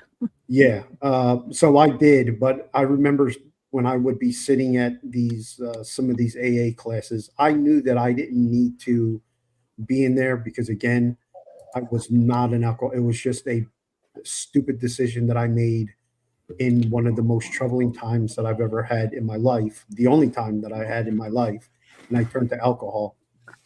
But I will say that I'm glad that I was there because I was able to hear many stories that gave me a lot of empathy. It filled my heart up with a lot of empathy, which is something that I never had because I didn't experience that before. Because my parents in the environment that I grew up in, they raised us in an environment where the world seemed perfect. Everything was always perfect, and it was always because of our parents' love just covered my sister and I. And we thought everything was all right in the world until we actually went out and started exploring on our own as we started getting older, in our early adulthood. Then we were just like, oh crap, like this world isn't as, all rosy like we were raised in, which makes you feel blessed in the environment that you were in. So going through all that I went through made me realize one thing. I didn't need AA, but that's just me. And do not take my advice at all. Everyone that is listening, do not take my advice because this is therapeutic for a lot of people and some people do need it. I just knew that the greatest physician that I had died for my sins. Mm-hmm. And that was my Amen. Lord Jesus Christ. He is the greatest physician that I needed. And he got me out of what I was going through. because for Yeah. me there was a lot of other things that was tied to my story that led me to drink. But then once I stopped the drinking and everything, and I was able to start putting things into place that I'm still doing today, and things are just getting way, way better. And there's a lot of things that I'm not going to announce yet because I'm still working on things. But there's like a lot of beautiful things that are happening, and it's all because he picked me up, dusted me off, and he said, "I'm not done with you. Like there's still more that we got to do." Yeah. But that's And my sorry, story. go ahead. No, I go ahead. hate interrupting people. No, go ahead. So Go, sorry, I go. didn't mean to. Yeah, I mean, that's great. And I will tell you the first thing about being an alcoholic or having any, not even an alcoholic, having an issue with alcohol temporarily, whatever, what AA teaches you if you're in AA. Now, I'm just going to say it because I don't know what the problem is. I don't know why people can't say it. But being a member of AA, it teaches you that you don't diagnose anybody else, right? I can only speak for myself. So when we tell our stories, it's never you need to do this, you need to do that. It is how it was like for me, what happened, and what it's like now, right? So like Mhm. the past, present, and how it's going. And higher power is a big thing in the program. And I really appreciate this. I'm so glad that I was able to join you guys today because it really brings me back to they teach you to rely on a higher power because they spent so much time worrying about what other people thought about me. I mean, I still do. Obviously, YouTube, you kind of got to tread the territory a little bit. You can't just go out there and say whatever you want. We have cancel culture and all of that. But what I will say is it taught me that I can't control other people. I can't control their thoughts. I can't control their actions. At the end of the day, other people are going to do what they're going to do. And do I have the tools to handle my end of things? And I don't have to anymore, right? Like to imagine my higher power, wearing a Superman t-shirt, walking around fighting my battles for me. And there are things that I don't have to worry about. So I had to learn how to let things go and let go and let God and turn everything over that worries me or bothers me for tomorrow. And you were talking to Ash earlier, and I tell him this all the time. I said, you need to stop worrying about a week from now, a month from now, 3 months from now. So you need to stop future tripping. And he's like, future tripping, what is that? Um, but it's worrying too much about the future and not focusing enough on the present. And that's where I miss the gratitude and the blessings because I do have so many good things in my life right now. But if I start looking in the future and worrying about what will happen or what could happen, I'm going to ruin what's right in front of me at the moment. So Enjoy Amen. the it's very journey. grounding. Yeah, find joy in the Amen. Exactly. journey. Yeah. And Disturbed, maybe you being in there though helped prevent you from becoming an alcoholic, because if you are already to the point where you're having shakes, the only way to cure that other than going into a place like that is to drink. So God saved you there too. Like, you didn't have to go down that path. Yeah, it was a wake up call for me. Mm-hmm. But It you was a could have turned into an alcoholic. You absolutely could have been if you yeah. kept going down that road. Oh yeah, there's you look. I mean, in today's society, like we're exposed to so much. It's easy to fall into anything. So you need to be grounded in a foundation that you believe in. Mm-hmm. I'm thankful that God is my foundation, and that helped me. That helped wake me up and be like, okay, let's put on our big boy pants. We got this. We know what we're capable of. Okay, you had your fun with the alcohol. It didn't do what you thought it was, and this is Mm-hmm. life. Let's now get down to business. And that's. But when I tell my story, I just want everyone to be. Just please know this is just my story. I am in no way, shape, or form telling anyone to think the way I did, because I'm like I'm my own person. I Yeah. handle things way, way different than, you So do know, I. in a room of 100 people. There may be like a herd mentality in there. I will be the one guy that does not do, like, I'll end up doing things my way, but that doesn't work for everyone. So Mm-hmm. I'm just sharing my story, what I went through, and how I got out of it. and it's different for everybody else. So I And just want to Libby, make that crystal clear with everyone. thank you for sharing, sweetheart. That's a beautiful testimony. Well, guys, I don't think if I didn't find out I had liver damage or failure, whatever they call it, NASH or mesh now or whatever they call it, I don't think I would ever stop drinking. So I'm kind of glad the doctor found it, because I think if they didn't find it, I think I'd still would have been drinking today. Or you might not be here. Or Yeah. you might not be here. Yeah. And we're glad you're here. Amen. And we're glad you're sober. And we're proud of you. We're proud of you too, Libby. We're proud of you, Justine, Ashley. I'm blown away by everybody feeling comfortable to open up with us today. I feel like the odd one out with the whole drink thing. Please don't. That's a club no one wants to be in. So just feel blessed.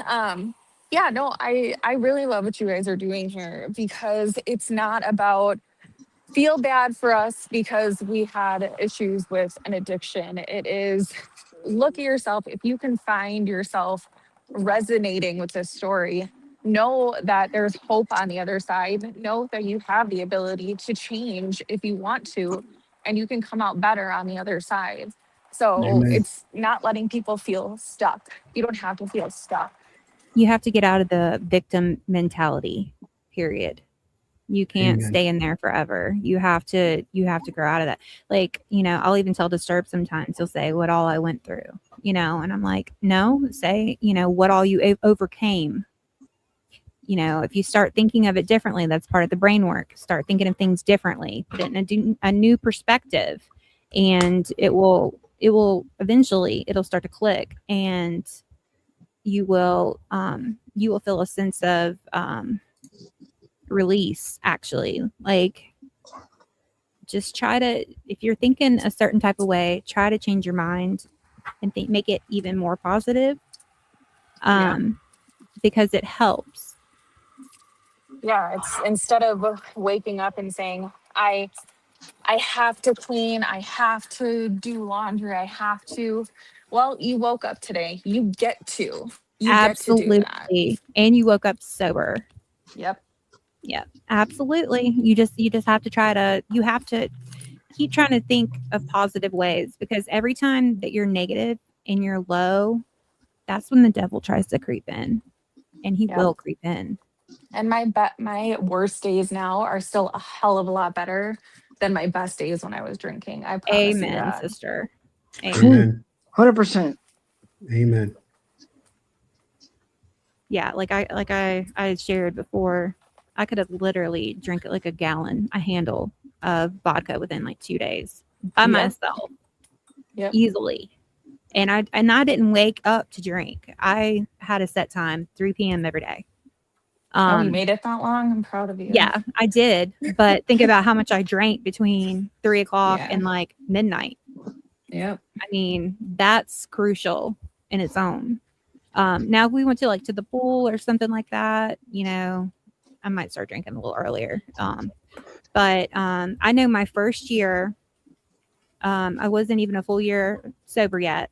The first time we went to the pool, my oldest daughter looked at me and she said, "Mom, if I see that you have a drink, I will never trust you again." And I said, don't put that kind of pressure on me, first of all, because, my mind was still kind of weak. But I was like, I'm not going to drink. I'm not going to drink, because in a way, it kind of gave me more of a fight. Like, you're going to prove these people wrong. You're going to prove everybody wrong. Everybody who doubted you just made me want to fight that much harder. Could you always afford your habit? Yes. What about you, Justine? Yes, I could too.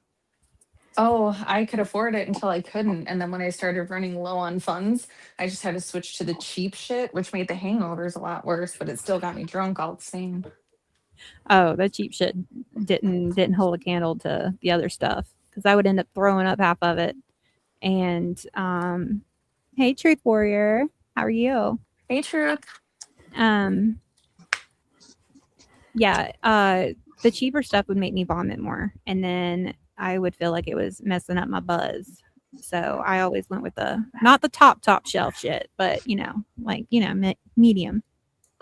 Just medium. You know, guys, the other thing I had to do, and it was the hardest decision of my life, I had to cut all my friends out at the time because they were all drinkers. And when I had to quit, I had to cut out people that were my friends because they all wanted me to drink. And I'm like, I can't. Mm-hmm. Yep. I've Playmates and ended 30-year playpens. friendships. I've literally pushed family out and ended 30-year-old friendships because of it. Because if they're not for you, they're against you. Period. True. Preach. Preached. And there's nothing wrong with cutting out toxic people from your life. Nothing at all. You have to do what's best for you. You have to look out for yourself. Yep. Angel, that right there, Angel, just tells you who your true friends are. Yep. Yep. Like Exactly. I just said, if they're not for you, they're against you.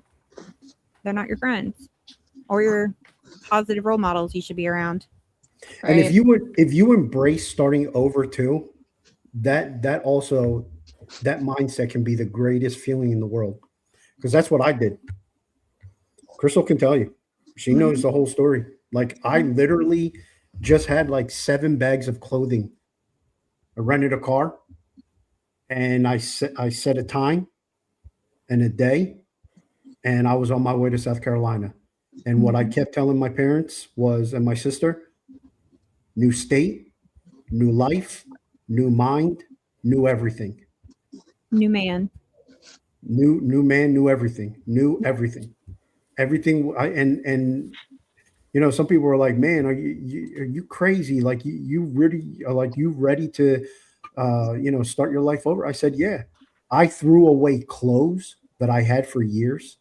I bought all new wardrobe, because when I left the North, I wanted to make sure that when I came down here, that there was nothing that would tie me to even have a thought of something that I had with me from the North that would affect me.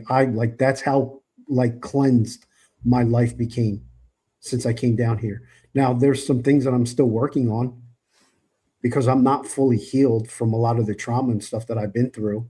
And Crystal's helping me out on a lot of stuff, and I'm okay with that. Like, I admit that I have to go through this, because it's only gonna make me better. And he's so self-aware. And if that's okay with me, anyone can do the same thing. I'm not special. I'm not special at all. I can't fly. I don't have a cape in my closet. I don't have like a Spider-Man outfit underneath this, and I can climb walls and shit like that. No, I'm not Are special. you sure, Crystal? Have you done a deep dive on his bedroom? I've done a deep dive. Like, I'm not any of that stuff. So if I can do it, and millions in all these years can do it, anyone can do it. But it's like Crystal said, you gotta have your mindset like I was. I set a date, I set a time, and at 10 o'clock I was packing the car and I was out. Yep. And it was the greatest decision that I've ever made in my life. It is important to know, though, that not everybody gets it right the first time. Okay. Yes. Sometimes you have to fall and fall and fall and fall again until you can finally get up right. Reference. So here we go. But if your mind is set completely and you are all in it and you are doing the work, you can absolutely get it on the first try. You just have to want it that bad. But it is okay to fail and to fall. You just get back up and you start again. But I promise you, when you start racking up them days, it makes it tougher to fail, because you don't want to start back at 0. Yeah, exactly. Because when I had to cut my friends out, I chose life living over doing that and being miserable and puking every day. I couldn't believe that I did that for so many years. It was years I did that. Mm-hmm. Yeah. It was like a whole new lifestyle. I had to start all over again. I had to relearn how to do, well, not walk and stuff, but like I had to like reprogram my mind and to not want to do that anymore. Yeah. I had you're so on like that. That's normal. Because I had to retrain my mind to think that that I can live being sober again. Mhm. Think about that for a second. You go sober for so many years, you go through a little trial and tribulation in your life where you consume so much alcohol at once that it starts affecting your mind and it starts telling you that you're never going to be able to enjoy a sober life again.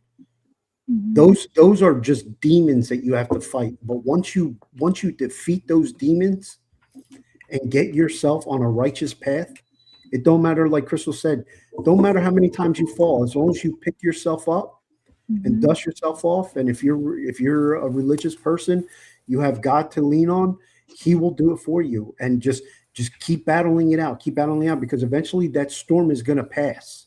And when that storm passes, the person that you're going to be on the other side, even when you look in the mirror, you're going to be proud of that man or that woman. That pride is Mhm. beautiful. That Unmatched. pride alone is And it's don't something feel ashamed of your past, people. Your past is what forged you into the person that you are today. The only thing that I would say about that is that I hate my past because it's made me not trust people in the future. And I have a well, deep, deep, deep underlying trust issues. and you're working through that though. But you are working through that. You are. You shared things with me, you shared things with Justine. Now you're sharing. Look, you're on the platform, you're sharing. That is working through it. That is actively pursuing help. It doesn't have to look like, the movies and shit like that. Like it's however you feel comfortable receiving the help. As I said, I did things on my own and I wouldn't wish that on anyone, but sometimes that's what it takes. I literally shut myself out other than, I went I think it was like 9 days without drinking and I didn't tell a soul. I wanted them to notice. I wanted my family to notice. So when they did notice, and there I was like, "Yeah, do you know how many days it's been?" Of course they didn't know how many days it was because they were just trying to, you know, distance themselves away from drunk mom at that point. Um, because I had like it was bad. It was bad there at the end. Not I wasn't like mean or anything like that. I was just clumsy as hell, loud, obnoxious, annoying. I would go in there and talk to my kids at like 4 o'clock in the morning about just random shit. So only certain things have changed. Yeah. Only Well, certain things. and I think that is like, I think it's a Buddhist proverb: fall down 7 times, stand up 8. But you got Mhm. to keep going with it. And that's what they say in AA. They just say keep coming back, because if you keep coming back, you're at least continuing to try and you're not giving up on yourself. But back Yes. to the pride, there is a difference between, having an ego about it, because my ego is not mi amigo. And so I have to stay humble, but there is a level of self confidence that you get some of that back. And I think even now people think I'm cold, but when they say anything that's mean to me, it's almost laughable, because I say, whatever you say that's mean to me is never going to be any worse than what I used to say to myself every fucking day, Amen. every day. Amen. Amen. Preach. I've said that too. Nobody can say anything worse to me than I haven't thought about, my own self. Because Mhm. we are our own worst critics. All we can Absolutely. do is ignore the negativity. Do not allow it in your space, and keep blocking and the positivity will continue to follow, find you, because some other people are tired of the negativity and shit too, so they want to find a safe spot, a safe space, and that's something that Disturbed and I want to offer, is a safe space, and where you don't have to worry about anything negative. Nobody's going to say anything bad about any other streamers or about somebody that you care about, because we're not gonna let that happen. You're just gonna be blocked. Period. So Yeah. I hear a puppy dog. yeah, you always hear one when I'm on a live, because the little chihuahuas and my little hairless bitch. Come here, boy. And Ash, be proud of yourself too, brother, Yes. because you're still dealing with all that trauma and everything, but the good thing that you can say is at least you're trying to do something about it. There are people that talk, There's a reason for it, and then there are people that do. The whole reason You're that for it person. is that one day I want to stand in the courtroom and get this twat dealt with. Yeah. Ashley, I'm gonna say something. Who's already been in and out of prison multiple times for this.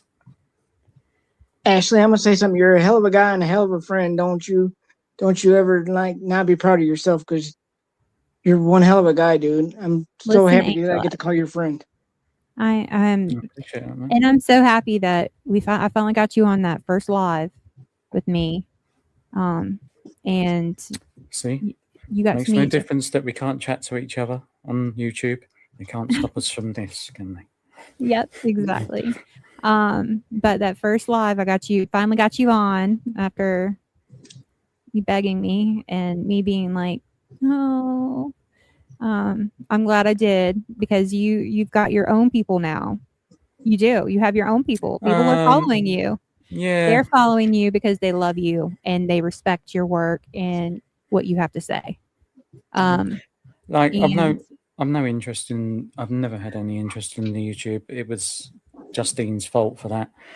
Your fault for that, I guess. But going, oh, you should make a channel. You should make a channel. But I've never been interested in it. But the point is, that is growth. Would you not agree, Justine?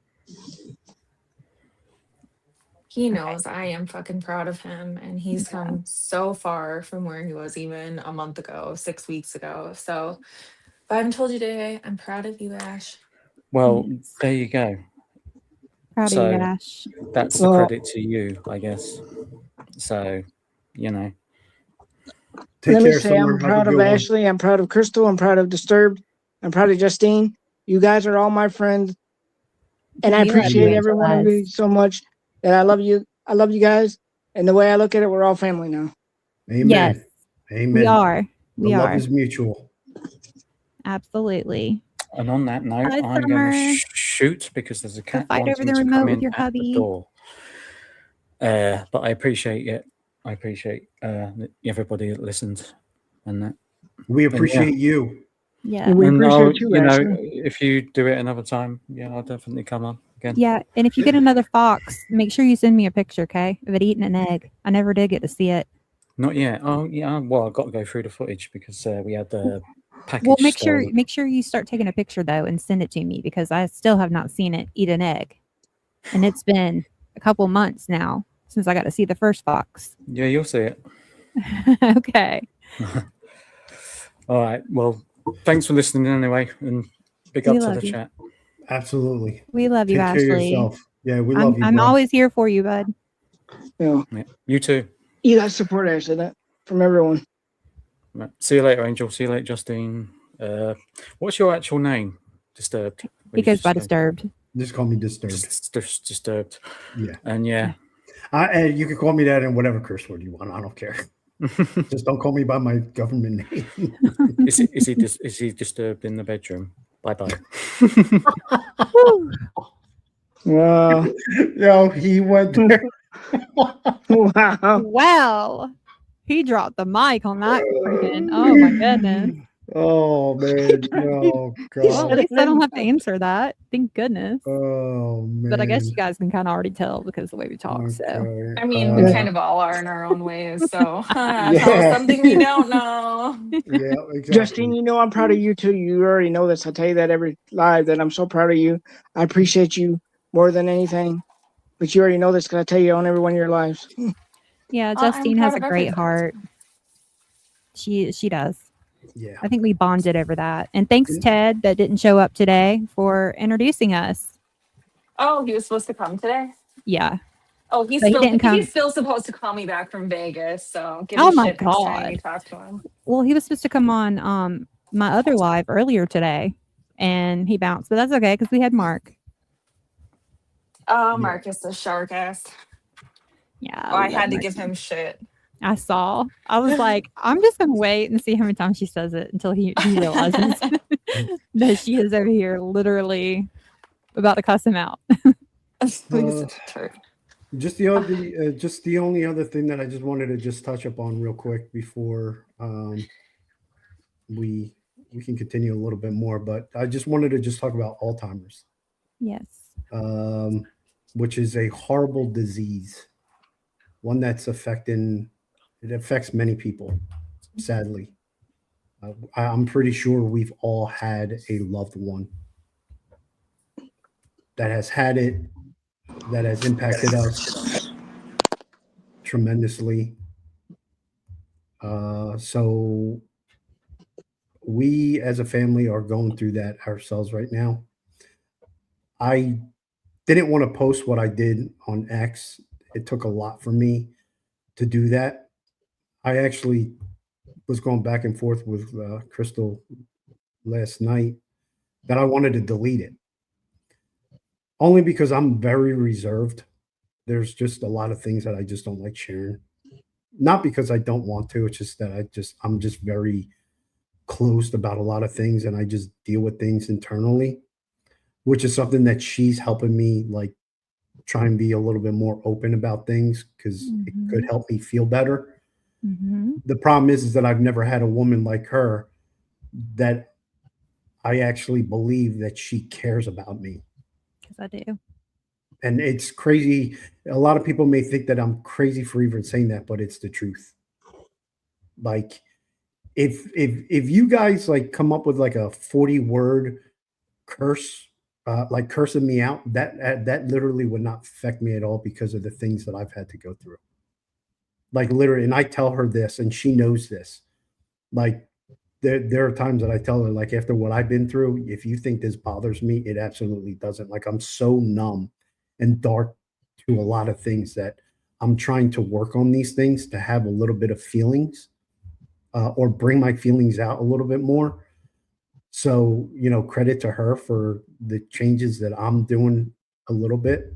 The biggest thing, obviously, that we're dealing with as a family that, she knows about because we're always texting, calling, and, and stuff. So is Alzheimer's. And it's gotten to the point where I've had to yesterday, was it yesterday? 2 days ago, I went on Amazon and it got to the point where I had to buy locks, separate locks for my parents' door, the front door, the garage door, and the sliding glass door.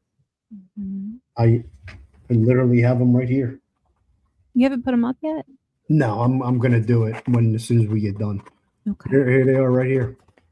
That I'm gonna put on because Thanks, Ash. one thing with the Alzheimer's that we deal with is my dad will just, and I'm sure a lot of you know that when he's, and I'm sure a lot of you have had family members that just out of the blue, when it just hits them, they just get angry, or some of them just leave. Yeah. Now, the biggest thing that we've had to deal with as a family is that when my dad gets up and leaves, he's so slick about it, but he's not aware. But he's so quiet that then we're looking around and we're like, where is he? And then we don't see him anywhere. And next thing you know, we see him walking down the street. Now, that's not a problem. Get out of the house or whatever. The problem is that he's in his mid 70s, and he's not the healthiest person. So when it's like 98 degrees out and he's walking and he's got this disease, it just makes things worse. Now, the problem that we have as a family is that when he leaves, he gets very angry. The anger really kicks in, and that's when we're like, oh crap, like this is now going to be 2, 3, 4 hour event that we have to deal with as a family. And the pictures that I posted on X, that was a almost 4 hour event Yes. where he was literally walking back and forth, pissed off, saying, and we know that it's the disease, so none of us got mad. We just went and I was standing by the front door. My sister was standing by the glass door, the sliding glass door, and then my mom would go to the garage door so that he wouldn't go out, because we knew that if he went out, it would be hell to bring him back in, because he gets very angry. He gets like very angry. And then it's like, we'll even threaten him with well, the police is going to come and then they're going to call the ambulance and then you're going to be stuck in the hospital all the time. And he's like, hey, call him. I don't care. Call him. And the reason why it's so stressful for us is that because when we then eventually get him into the house, now we have to deal with how much did the hot weather affect him. Yep. And his health, because then we all have, like, we deal with that afterwards. And it's not easy. And then when we finally get him to bed to go rest, he's breathing heavy, and now we're stressed out because we think that there's like, what's going to happen next? Like, we don't know. So now I had to buy locks, and they're going to be put up now once I close this show out. So I wanted to bring up Alzheimer's awareness and and helping people out. So if any of you are going through something like that, go on Amazon, and Amazon is great because they have hundreds of products that you can post that you can install in your home, and that'll prevent your loved one from getting out of the house. So I wanted to put that out there. It's a very horrible disease. I don't like seeing my dad. I'm still actually dealing with it because I'm used to, The man he was. yeah. I just need to take a second. Got it, baby.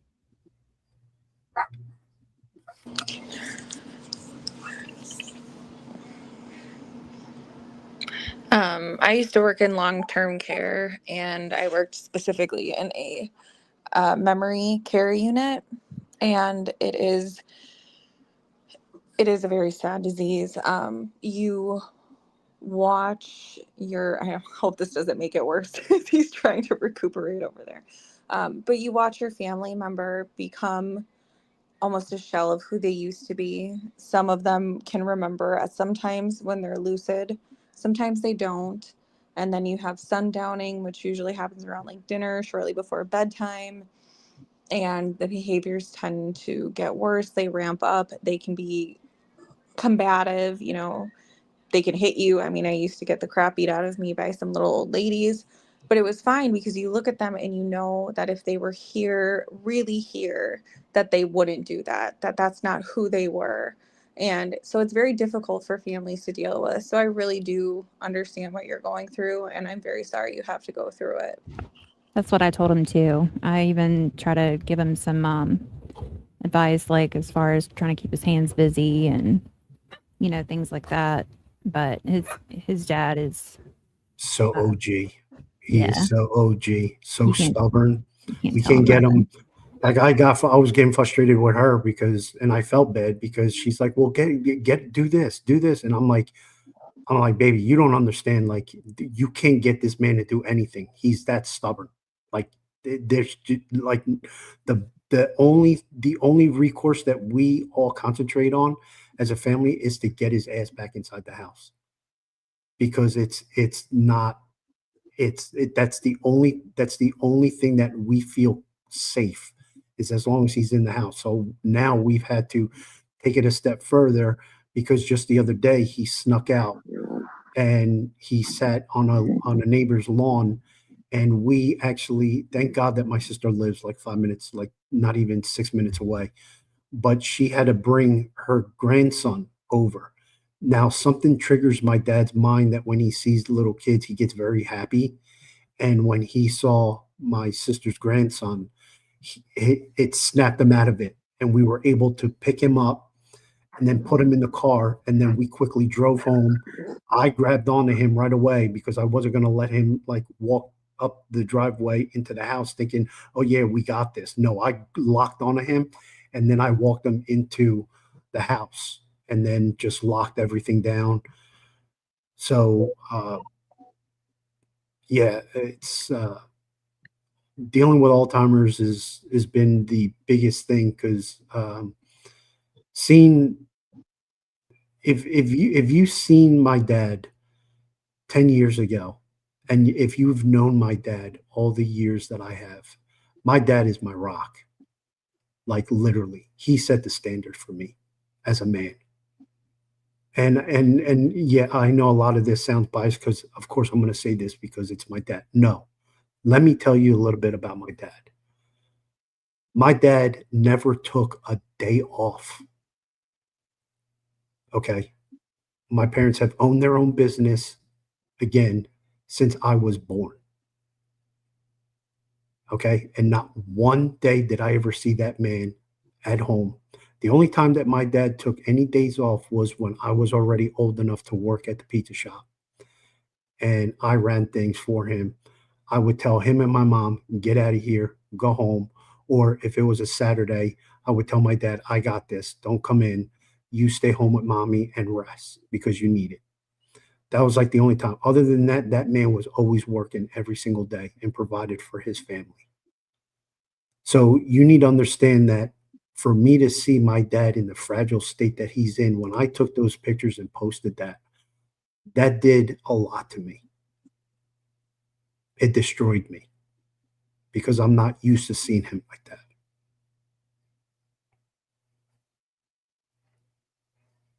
So if you,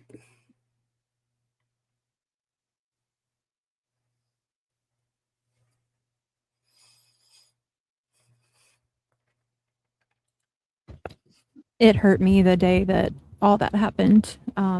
He sent me those pictures and a picture of him guarding the door.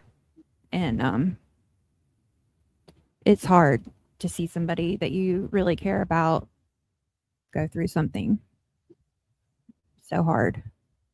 But I am so proud of him for taking the step and actually talking about it today. And yesterday for posting those pictures. I told him, if it was too hard for him to take the pictures down, I'm really glad to see that he kept them up. I really am. And Kara. So if you have a loved one that is going through Alzheimer's, because there are many days that my dad forgets who I am, and I'll come home from work and he'll perk up and he'll look at my mom and he'll say, Who's that guy? That used to hit hard, but I know that it's not him. So love on your family members or even friends or even if you have neighbors that have that are going through that, love on those people because you know that there is a family that is suffering. Seeing someone deteriorate mentally the way they are to where they forget who their loved ones are and stuff like that. And it's impacted us tremendously because I'm not used to seeing my dad this way. And that's one of the biggest and hardest things that I've had to internally face by myself every single night that I go to bed. I keep reminding myself that I know that this is not my dad, but I know the real dad. And he I mean, he is like a legend.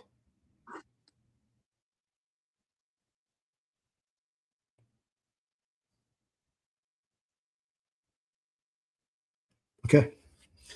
I said that I wasn't going to open up that much. So that's all you're going to get from me.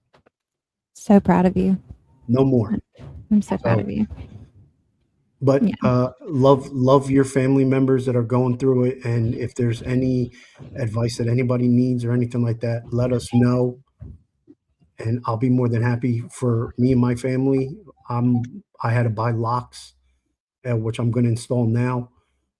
And actually, the sliding glass locks just came today, so I'm going to be installing them as well, so that we keep them inside the house. And like I told my mom, if he wants to have a hissy fit, at least he's in the he's at home, and we don't have to worry about being 2-3 hours out in the sun and and all that stuff and dealing with all that stuff afterwards. At least he's home safe, and then we can just deal with him going back and forth trying to open up the doors, and he can't. So that's a lot better to deal with as a family. Thank you, Paige. Appreciate it.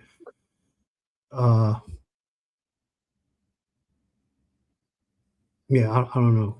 Crystal, do you have anything you want to add? I'm just extremely proud of you. Man, he's came a long way. He has too. So I'm extremely proud of him.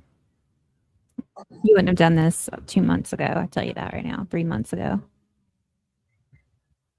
Or Yeah. even last week.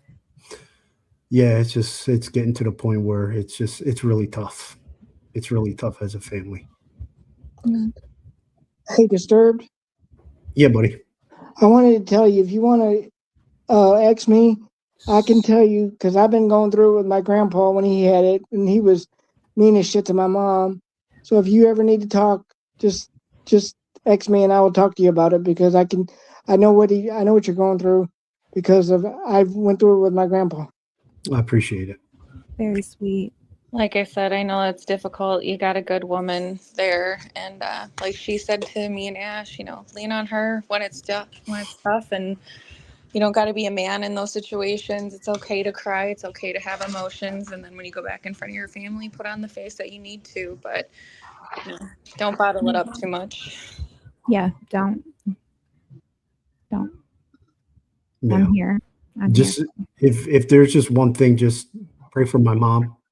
Yes. She is she just had surgery too on her back, which is just crazy, and she still takes care of my dad. I mean, the marriage that them two have had, like I said, my upbringing was blessed. Me and my sister, we were blessed to have the parents that we do. So to see our parents in such a fragile state after seeing them so strong for so many years, it's demoralizing.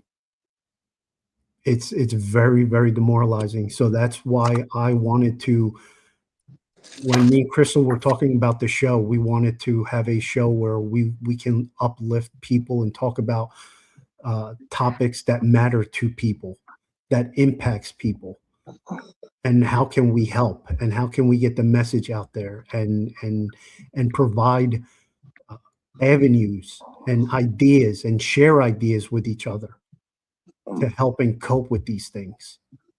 And there's nothing to be ashamed about, no matter what it is that anybody's going through. When you come to our community, we're going to be waiting for you with open arms. Because there are going to be times that we want you guys to be waiting for us with open arms. Yep. And pass it forward. You got it. Absolutely. Pass Keep it your forward. mom and your family in my prayers, and Thank you. You guys ever need anything, you know where to find me. But thank you for having me on. I'm going to dip out. I gotta finish making dinner and stuff. But thank you guys so much. I'd love to be back sometime. And Yes, of course, Justine. Absolutely. Justine appreciates you, girl. Appreciate you too, Angel. Have a good night. You too. Good night. Thank Thanks, you. Justine. Thank you.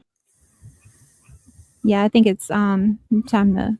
Yeah, time to wrap up, because y'all ain't gonna see me cry. So nice try. Just All right. Well, I'm gonna dip off then too. So you guys have a good Yeah. night. Go ahead. All right, Angel. Take care. God All right. bless Bye you, bye. and thanks Hi, for coming Angel. on the Thank you show. for coming on. Finally, we got you on. Yeah. Thank you for sharing your story.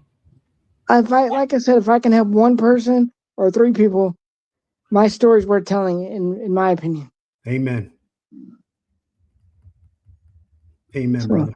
all right. Well, I appreciate you too. You two are lovely people. So Thank you. Thank you, I'm brother. gonna. With that, I'm gonna dip out. All right, you take care of yourself. Take care. All right. You too. Bye. Bye bye.